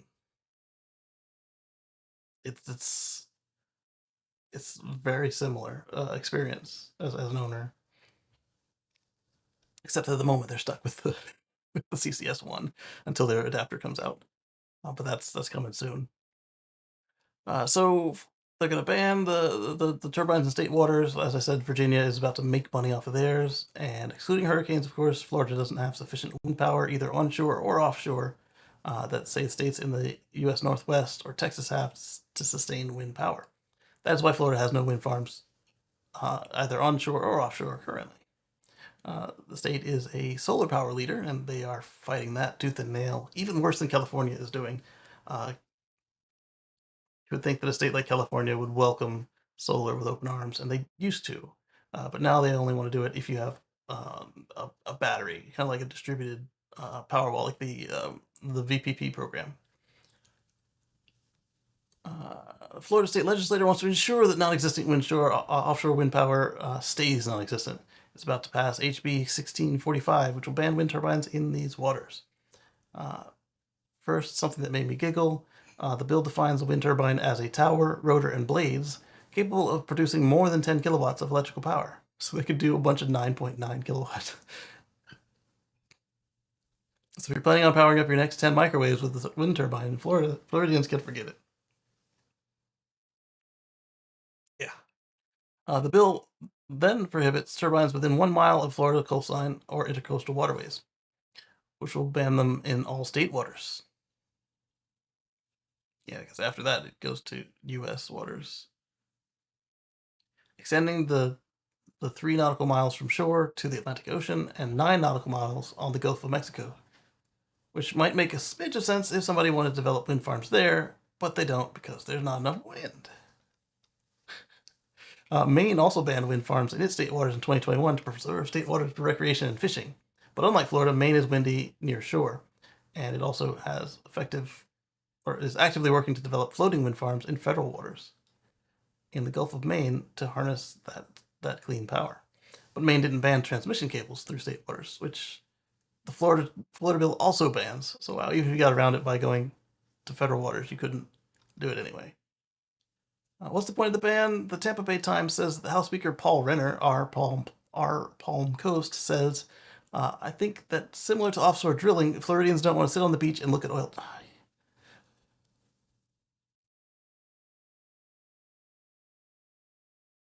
The idiocracy. Yes, you're not going to put them in the middle of prime view because that's never going to get passed. Uh, and this is not oil derricks because one, you've got them, and two, uh, if the wind turbine has a failure, it's going to just fall into the water. It's not going to spew out toxins constantly. Ugh.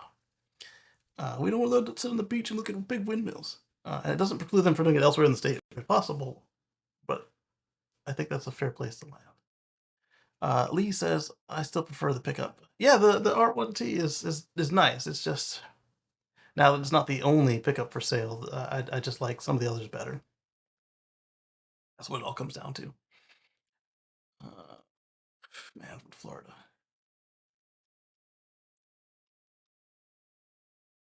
All right, top comment by Brian McGee says the headline is worse than the truth. 1 mile up to 9 miles is pretty standard in Europe. It's a rare. Well, yeah, in Europe, but see here, that's saying all state waters, so that is notable.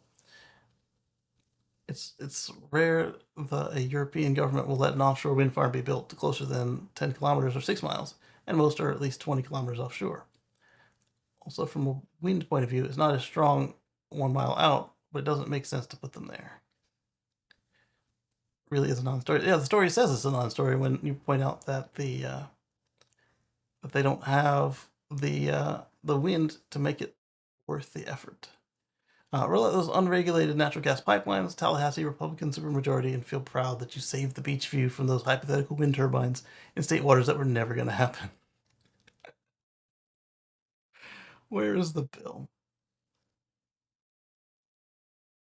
There it is. Let's look at this thing.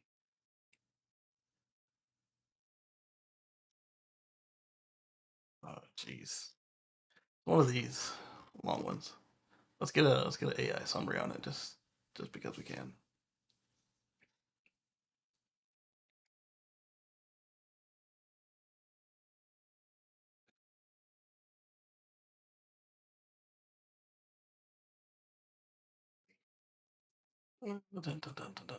Legislative intent. Wow. Usually I don't get good summaries like this. They're usually much shorter. Florida House of Representatives intent to maintain and ensure adequate and reliable fuel sources for public utilities. Well, the wind would not be reliable. I love the way that they speak it away. Reliable sources of fuel. Oh boy. Mutual aid agreements requires electric cooperatives and municipal electric utilities to enter into mutual aid agreements for power restoration post. Okay, so that part is nice. After a hurricane, they'll have to work together to bring the power back on. They already do this, but I guess now they're being compelled to do it by law.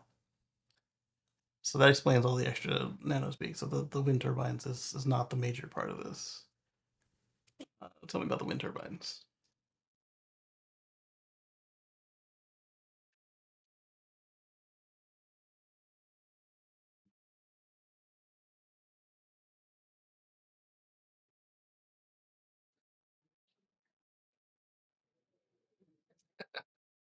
Yes, but in response to the document, please.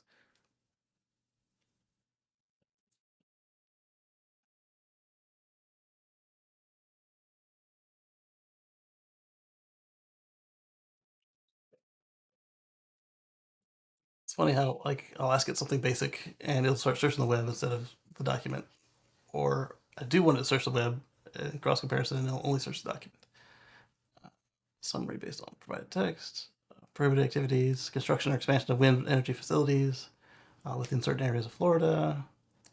Definitions, regulations defines terms such as wind energy facility, wind turbine, offshore wind energy, and existing installations. There's an exception for wind turbines installed before July 1st of 2024.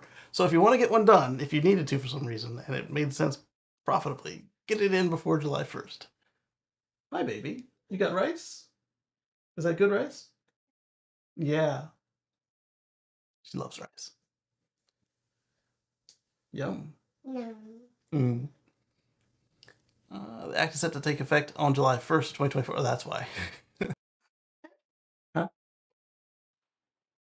Let me check my sugar real quick. I'm feeling weird.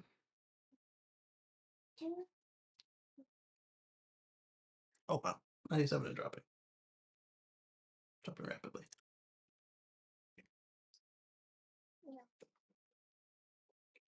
Okay, so next.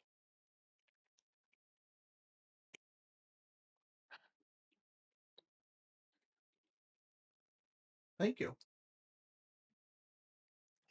Lemon Smotos.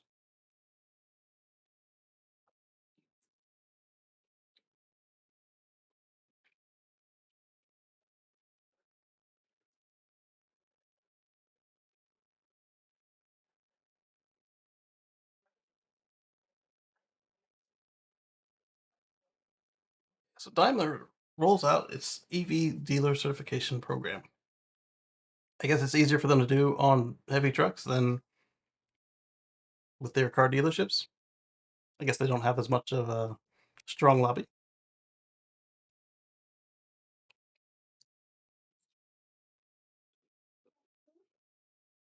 Daimler Truck North America has just launched a dealer certification program to ensure a world-class experience for its electric truck buyers.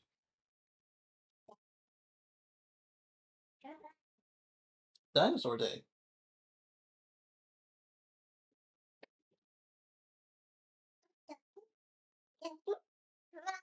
Yeah, raw dinosaur. All right, so the battery electric vehicle dealer certification program isn't intended to be just another badge for dealers to hang in the showrooms. It's Daimler Trucks North America's working to ensure quality control at its Freightliner dealerships. So basically, the same stuff we've been saying about these legacy car dealers and how the experience is just terrible for trying to buy a car from these people, get it serviced, that sort of thing. They want to make sure that this doesn't happen with their heavy truck dealerships. And it looks like they don't have the same laws stopping them from telling their dealership what to do that they have on the car side. So that's nice. So the heavy duty and medium duty EM2 trucks and the Freightliner E Cascadia are already operational in over 50 fleets in the US, amassing more than 4 million electric miles already. Goodness. And the dealership certification program is timely. Rigorous and detailed, covering everything from establishing comprehensive safety policies and training to deployment of commercial EV charging. The dealers are making substantial investments to align with the program's requirements, including setting up dedicated BEV service bays and battery storage facilities, ensuring staff are fully trained on all aspects of EV sales and service and parts. So, literally, a learning from everything everybody's complaining about at the legacy auto dealers and EVs. If only we could make sure these things existed at Legacy Auto. But this is where Ford Model E comes in. Pure speculation on my part. Once they get that up and running and the way they like, they can shove everything else they don't like into Ford Blue and jettison that steaming pile, and they are left with just the cool, clean EV stuff. Lee says, I still for the pickup. My concern is how long it takes to charge on a road trip. It should be about the same as the Teslas. I'm hoping that their new battery charges faster than their current battery, but that's going to be down to the voltage they run at and the chargers that you plug into. Uh, in the next 20 years, we'll have cars that charge significantly faster than we've got today, but 15 to 20 minutes every 200 miles is fine. Assuming that the 300 miles is true, then you cut down some buffer, and then you cut down for driving faster than the EPA test. That's all right. And then if you cut it down to 150 miles for towing, assuming that it can tow like it's two siblings, that's still also fair. It's better than 100 miles. So we'll have to wait and see how it all plays out, and then again to see where everything goes in the future. I was just talking to a friend who has a Toyota Mirai, and he's pointing out how quickly it recharges, and I'm sitting here thinking like, yeah, but I don't take as many road trips as I do charging at home. even when I was pure road warrior, the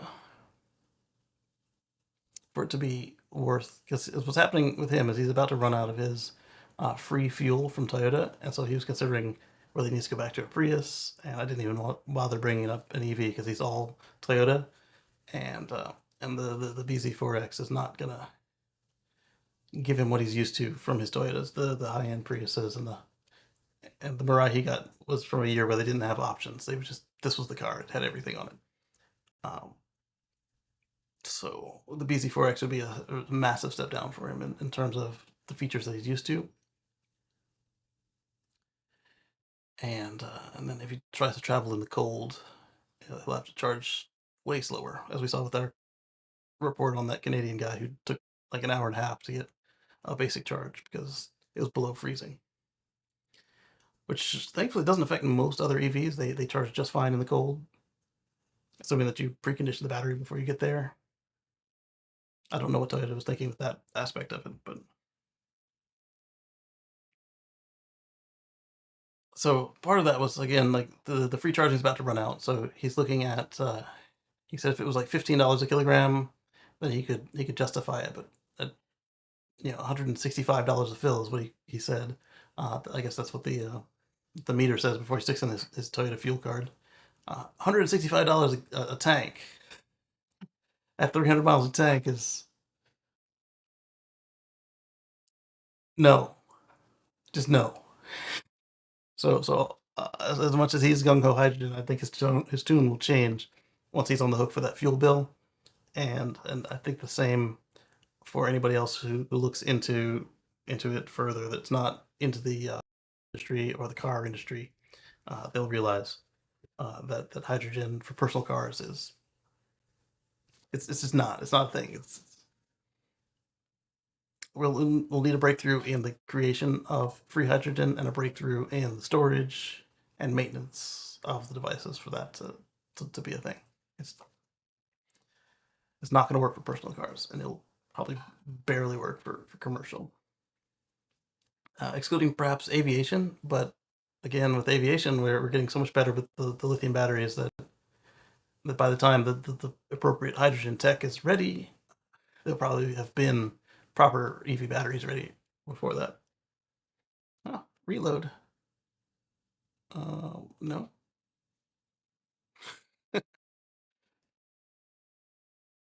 Weird. Continuing on. It's good to see that Daimler is taking care of their commercial customers. If only they could do it on the passenger side.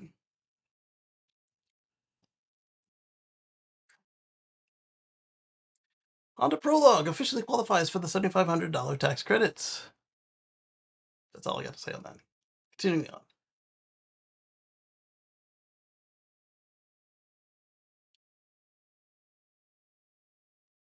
Tesla full self-driving beta is set for European launch following regulatory changes.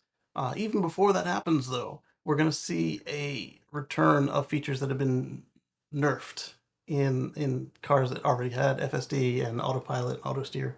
Like the amount of angle that your steering wheel is allowed to turn will come up back to what it used to be. They're gonna use the cameras to check, make sure that you're paying attention. Your guys' nag in Europe is gonna be a lot shorter than the one here in the States. And like if your eyes leave the straightforward position for too long, I think it was like 5 or 7 seconds. They said it was ridiculously low.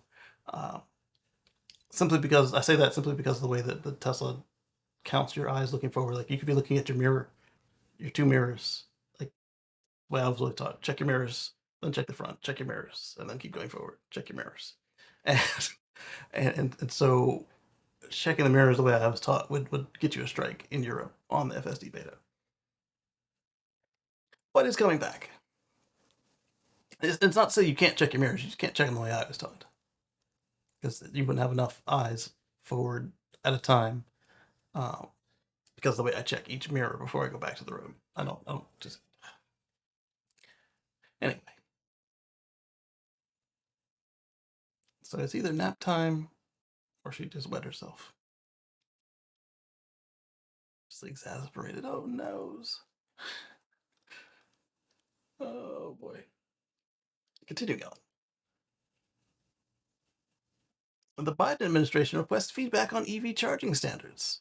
Basically, now that everybody is on NACS, that matters except for VinFast, um, Ferrari, potentially Ferrari. They have done a RFI, request for information, from the public and from the auto manufacturers asking about, hey, should we require NACS instead of CCS on these new charging stations, or one NACS and one CCS? So take your time and write into the government to tell them, hey, why implement a new port as the only port that has been obsolesced? Obsolete. It's obsolete now. Um, on stations that don't yet exist and aren't yet in the ground. It's not a good use of our tax dollars to not put an export or both exports on there.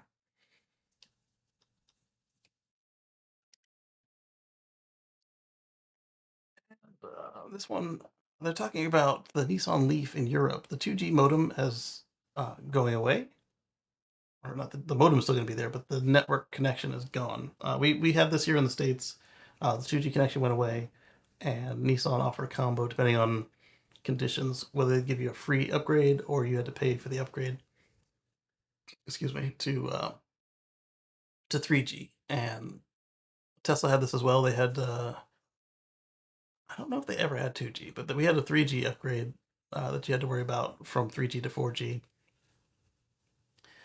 And Tesla's not the only one. There's a bunch of other cars that have gone through this, and some of them it was free. Tesla was paid, but their price was reasonable, like $200, and some of them it was much more unreasonable, and others didn't even give you the choice. They just, oh yeah, this network is gone. Bye.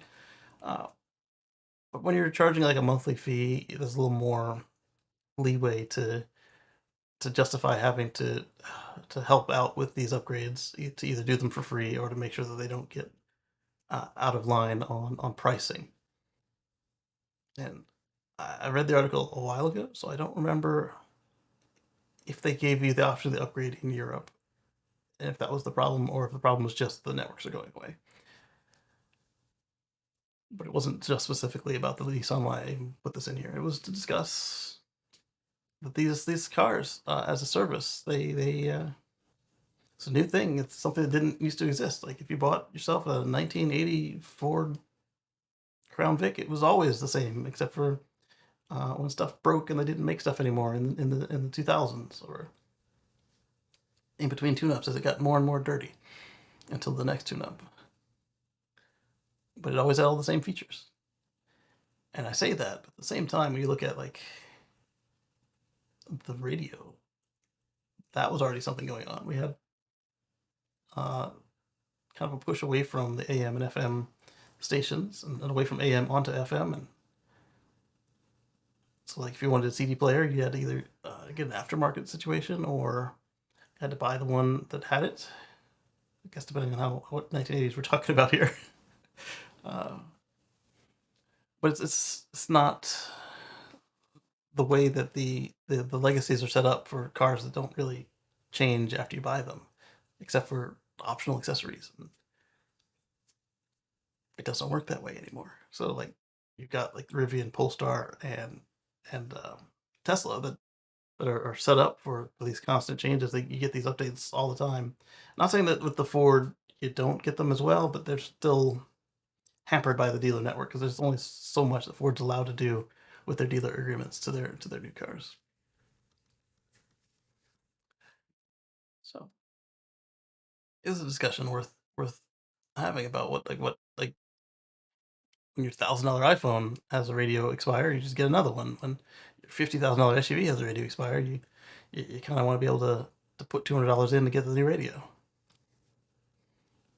So that was a discussion I wanted to bring up for this week. Drop a comment down in chat. I'd like to talk about it. Uh, and if you're watching this later, like on DVR, it doesn't have to be now. I do read the comments and come back and talk about them. Um, let's go back to Teslarati again. We've got a case where Tesla battery supplier Panasonic is pondering additional 4680 investment in Kansas. So that may happen. They've been getting more and more concrete about this as they've been going on. So now it's going to be in Kansas, and previously it was just that they were talking about doing it. We've got a delay on Tesla Model S and X deliveries, but not because of the EPA. It's because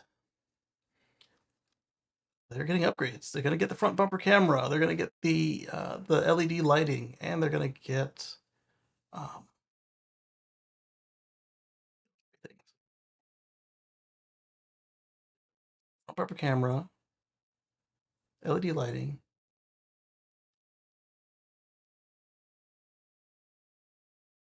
and a few other upgrades, all of which have not yet been officially announced. That's why.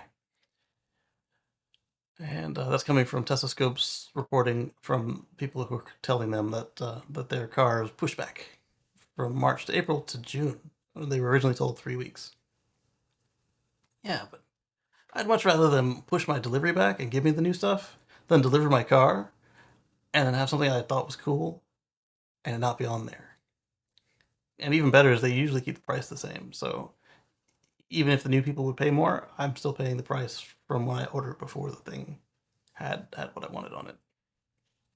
Wow, looking at the colors on this on the camera screen, the Model S here looks like an orange, and down here below the camera, it's definitely the red.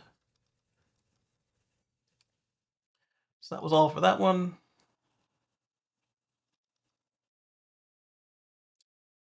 Jaguar did something unexpected for me. Not for me, but I didn't expect that they would do this thing. They are ending production of their gas-powered models by June of 2024 to shift to their all-electric lineup. That is putting your money where your mouth is. So right now, the only EV they have is the I-Pace, which is weird. They got the I-Pace and the F-Pace. The I-Pace is middling, to say the best about it, and it's an EV, but it's not all that spectacular, and it hasn't seen very many changes since it was first debuted. But clearly, they are going all in. That's nice. So they're preparing for a monumental shift in their production lines, announcing this week that it will halt production of its gas-powered models by 2024, and then move as part of their plan to transition to an EV-only brand by 2025, making a significant pivot from traditional lineup of ICE vehicles. And I don't know that there are too many other manufacturers that could do this. Uh, the owner of Jaguar and Land Rover, they can help them weather this. They can also do what Tesla does and just kind of have some extra cars laying around so they don't have to make any gas cars, but they can still be selling gas cars. And the reference to Tesla there is they make extra cars so that way when somebody blows up your plant, you can still sell new cars. The transition also includes the end of production for the I-Pace, their first all-electric model, which was introduced in 2018 by the end of 2024. Interesting. So as I was saying, that wasn't a very compelling car, so that's going to be kind of cool. They come back as an all-EV brand with all new EV models. I like it. This move highlights their commitment to reinventing its electric offerings, with the I-Pace serving as a stepping stone to a more advanced, exclusively electric lineup. I wouldn't be surprised if Google buys all the rest of their, or Alphabet, Waymo buys all the rest of the I-Paces that are going to be put out this year. That way they don't have to redo their setup. The end of the F-Pace, E-Pace, and XF models is a prelude to the launch of Jaguar's new next-gen EVs. The company has disclosed plans for 3 new EVs set to be built on the Jaguar Electric Architecture, or the JEA platform. The first of these 3 is the 4-seat electric GT car, teased with a potential output of more than 600 horsepower. See, that's how you do it, Dodge. 600 horsepower and a range of 430 miles on the European WLTP testing. So maybe 275 to 300 miles in the real world. Not bad. And it promises the most powerful Jag ever produced. Price is targeted around 100 grand, which is 100 grand in pounds sterling, which isn't out of the realm for what Jags have gone for in the past, but it certainly does lift it up from some of their cheapest offerings today. The vehicle is positioned to compete with high-end electric sedans like the Porsche Taycan and the Audi e-tron GT. So the same car, depending on what badge it's wearing. Nice. I wish them luck. All right, so we had referral programs forever on Tesla. Now Ford is doing the same thing. The Ford Mach-E and F-150 Lightning referral program is going to boost sales. This is not the same as the Tesla programs. It's limited time, and think of it as a trial balloon. So, according to Cars Direct, the Model E customer service, Model E being the new Ford, not old Ford Blue, Model E customer referral program offers a $500 discount off the purchase price of Ford's EV models. The program operates similarly to Tesla's referral program in that existing customers or advocates, as they are referred to in the dealer bulletin, can provide potential buyers with a valid private offer certificate. The certificate includes a unique code to redeem $500 of discounts. The program is only for a limited time and launches March 4th and is running through July 1st, 2024. So now if you are interested in buying a Ford EV and you know a Ford EV owner, or can find one, ask them for their advocate code. That way you can get a $500 discount. I don't know what they get. And just like Tesla, it is barred in Florida, Virginia, Washington, North Carolina, Pennsylvania, and New York, as well as California and Michigan. Wait. No, I take that back. It's only available in California, Michigan, Florida, Virginia, Washington, North Carolina, Pennsylvania, and New York. The reason I read it the way I saw Virginia in there, and Virginia doesn't let Tesla do referrals, so I had read that as not allowing, but is only available in those states, which is, oh, you know why it's allowed in Virginia, but Tesla's not? Ford uses dealers, and so they are allowed to do it as a dealer incentive, whereas Tesla doesn't use dealers, so they are barred from doing any referral programs because freaking politicians being bought out by car dealerships. It's true. Limitations suggest that Ford is testing the waters, engaging the program's input, impact, and effectiveness before considering a wider rollout. Next up, the Chevy Blazer is back on sale. It had a stop sale after it came out because of poor experience. All of this was with the software and charging. So Chevy put over 18,000 miles a day on their vehicles, their test fleet, and they've also dropped the price. The Blazer is now starting at 50,000 and qualifies for the full $7,500 tax credit. Chevy said the pre-sale stop sale was not safety related and affected a limited number of vehicles.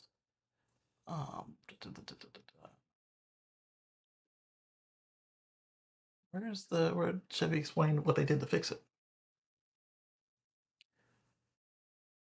Roughly 1,800 miles a day on the test fleet, and they found the same problems that their owners were experiencing with glitches in the head unit, problems charging at certain chargers, and that sort of thing. And they fixed it all with software. So it's back. Dan says, hey, so Serge will get all the discounts. Absolutely. So, yeah, our friend Sergio on X as at LiftGift, LYFT, or GIFT. I'll have to double check. Check him out. Get his referral code. And yeah. And he is in one of the, I don't know what his home state is, but the states I see him hanging out in the most are both in the list. So, yeah, see Sergio for a discount. In fact, let's go back to that article and let's make a tweet. I don't care. They're tweets as far as I'm concerned. Elon agrees that the name is stupid, so until until we get a good name for it, that's what we're gonna do.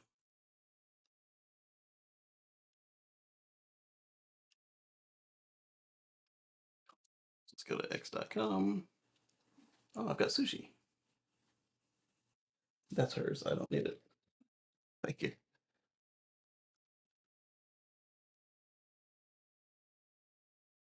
Veggie sushi in the house. All right, so we're going to IOPD is on the scene with multiple fire agencies as they respond to a structure fire on the 500 block of Ocean Boulevard. Meaningless award for my birthday too. For Duke of Edinburgh's 60th birthday tomorrow, His Majesty the King is graciously pleased to appoint His Royal Highness the most ancient and noble order of the Thistle. All right, so let's do this. Board is running a referral program. I had a typo for their EVs. See my friend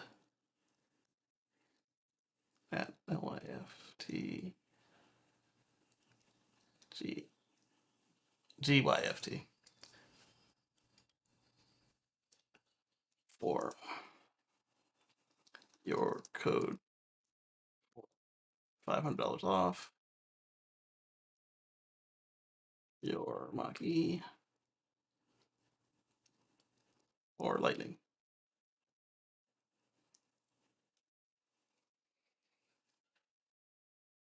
Oh, we should probably put a picture in there. That way it doesn't count as an external link post. What do we want to do for a picture?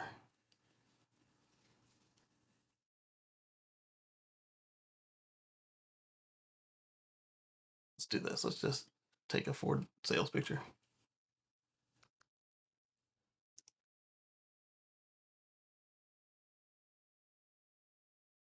Images.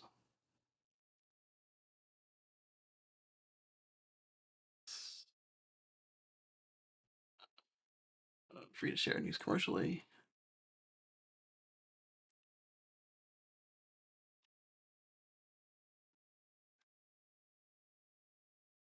This is not the way I thought it would go. So let's and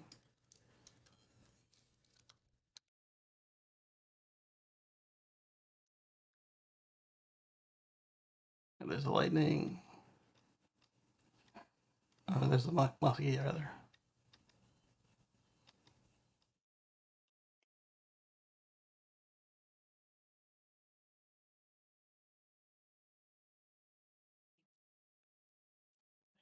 All right, so let's do.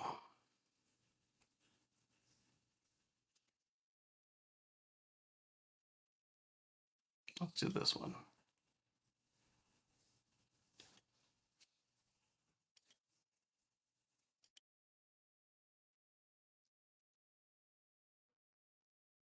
How's this jumping?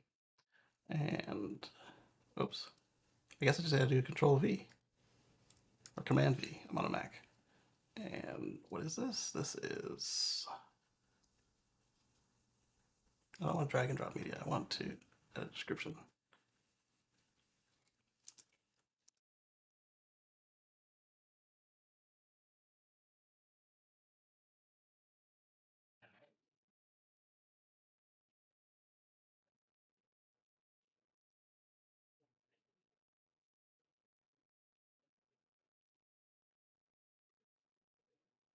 Close enough. And save.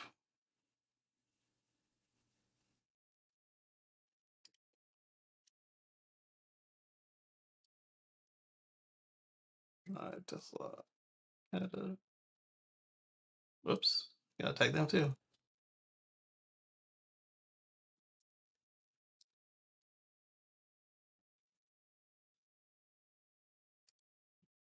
Has the details.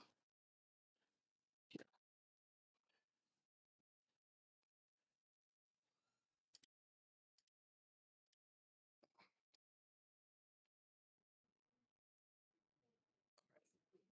And let's get back to what we were doing. Good call, Dan. Very good call. Appreciate it. All right, so Tesla and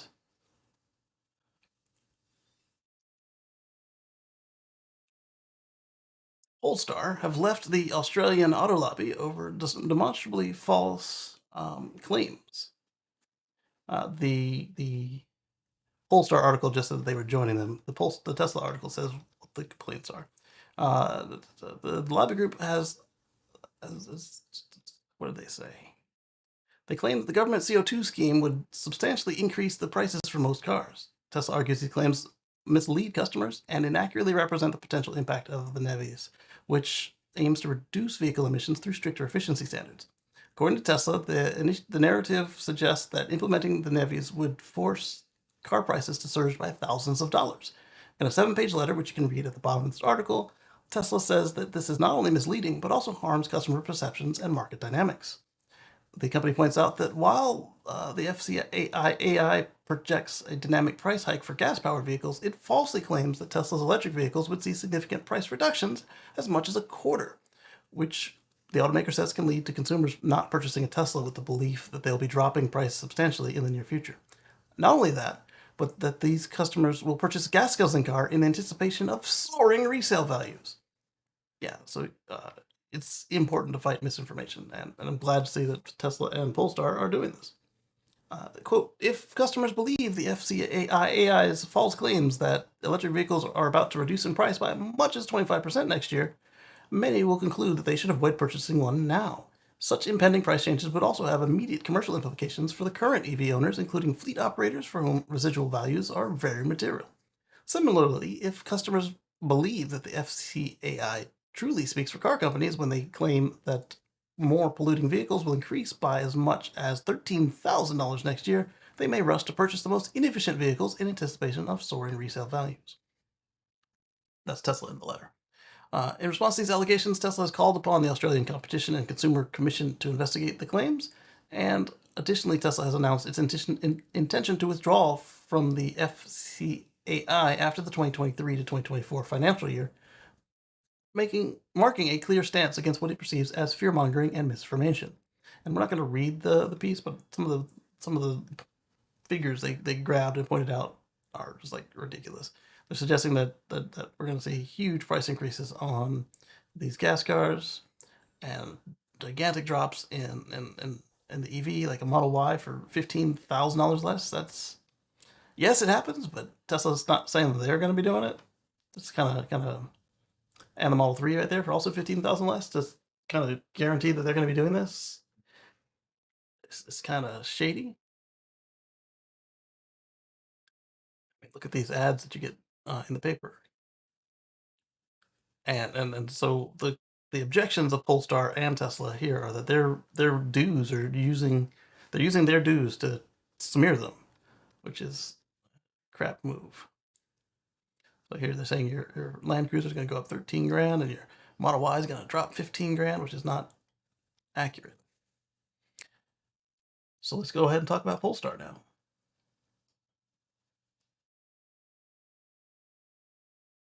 So Polestar says that they may be back after they clean up their act because, again, you're using my money to talk shit about me, and so I agree. Yeah, let's not do that. The brand cannot, in good faith, continue to allow its membership fees to fund a campaign designed to deliberately slow the car industry's contribution to Australia's emissions reduction potential. I agree with Tesla and Polestar here. They stick to their principles. All right, so we talked about the Blazer being back on sale with a big price cut, and here's what I was looking for, where GM described how they fixed it. GM software exec tells the Inside EVs how the Blazer EV was diagnosed, tested, and put back on sale after being grounded for months. 16,000 miles. Sorry, it wasn't 18,000 miles. 16,000 miles a day across the country, testing and driving conditions, charging conditions, and obviously this was not on a single vehicle. This was on their fleet. So the fleet was adding 16K a day. Charging conditions and everything else under the sun. GM's vice president of software and services told Inside EVs in an interview. As of this morning, we've reached the point where we have the software all tested, validated, packaged, and ready to be flashed and installed into our vehicles in our dealerships. It's a little weird you can't push it over the air. Every dealership I've worked at had Wi-Fi. I mean, you might not want to do it all at the same time. Maybe do it after hours, but they can do it. Whether these problems are truly starting to be in GM's rearview mirror will likely be one of the defining stories of the market in 2024. But it's why people like the software guy are on board. Seat knock. Da, da, da, da, da, da. I'm looking for the quote where he says they saw the same stuff that we saw as owners. And they say that it's not because this is the vehicle that has no CarPlay, and it's not because it was an Ultium car, although the ones they've been having problems with have been Ultium cars. We discovered, like you discovered, some of our customers did, that there were intermittent issues in in-vehicle screens, or some of them were kind of going dark. Additionally, in rare instances, there were issues where we attempted to DC fast charge at certain public stations. It was not all public stations, but certain public stations. The GM spokesperson declined to say which stations presented problems during charging.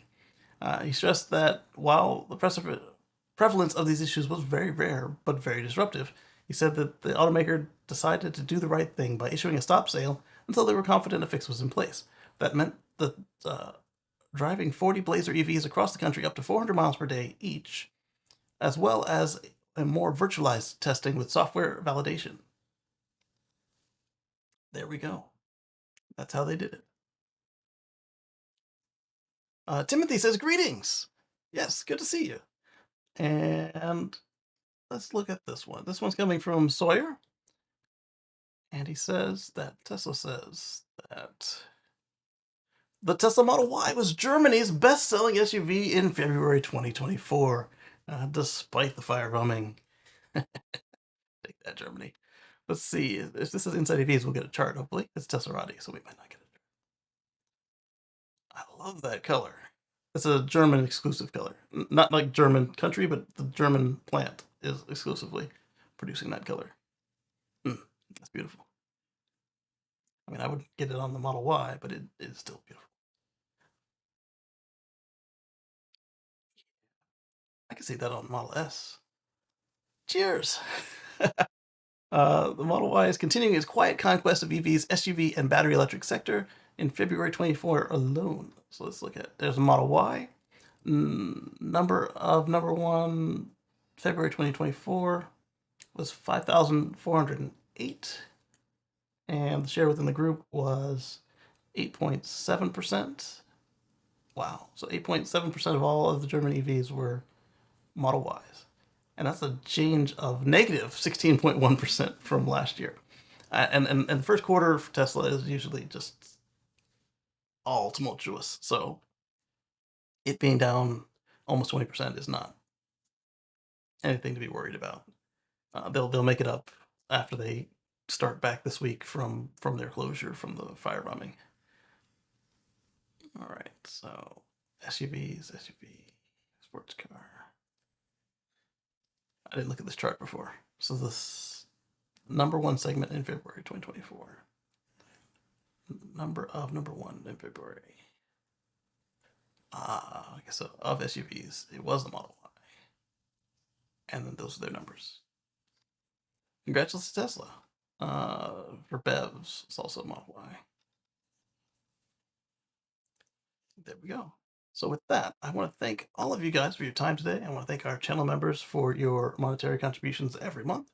I don't remember if I thanked Zachary at the end of last show for his one-time donation there. He gives us a lot of one-time donations for his one-time donation last week. And we'll catch you all next week, same great time. And then Anders, at the end of the month, we're going to come 1 hour earlier than we did today for you when you change your time to 1 hour earlier. And hopefully we can decide that we can just stop playing with the clock. Just move it one time and stick with it. But with that, I'll catch you all later.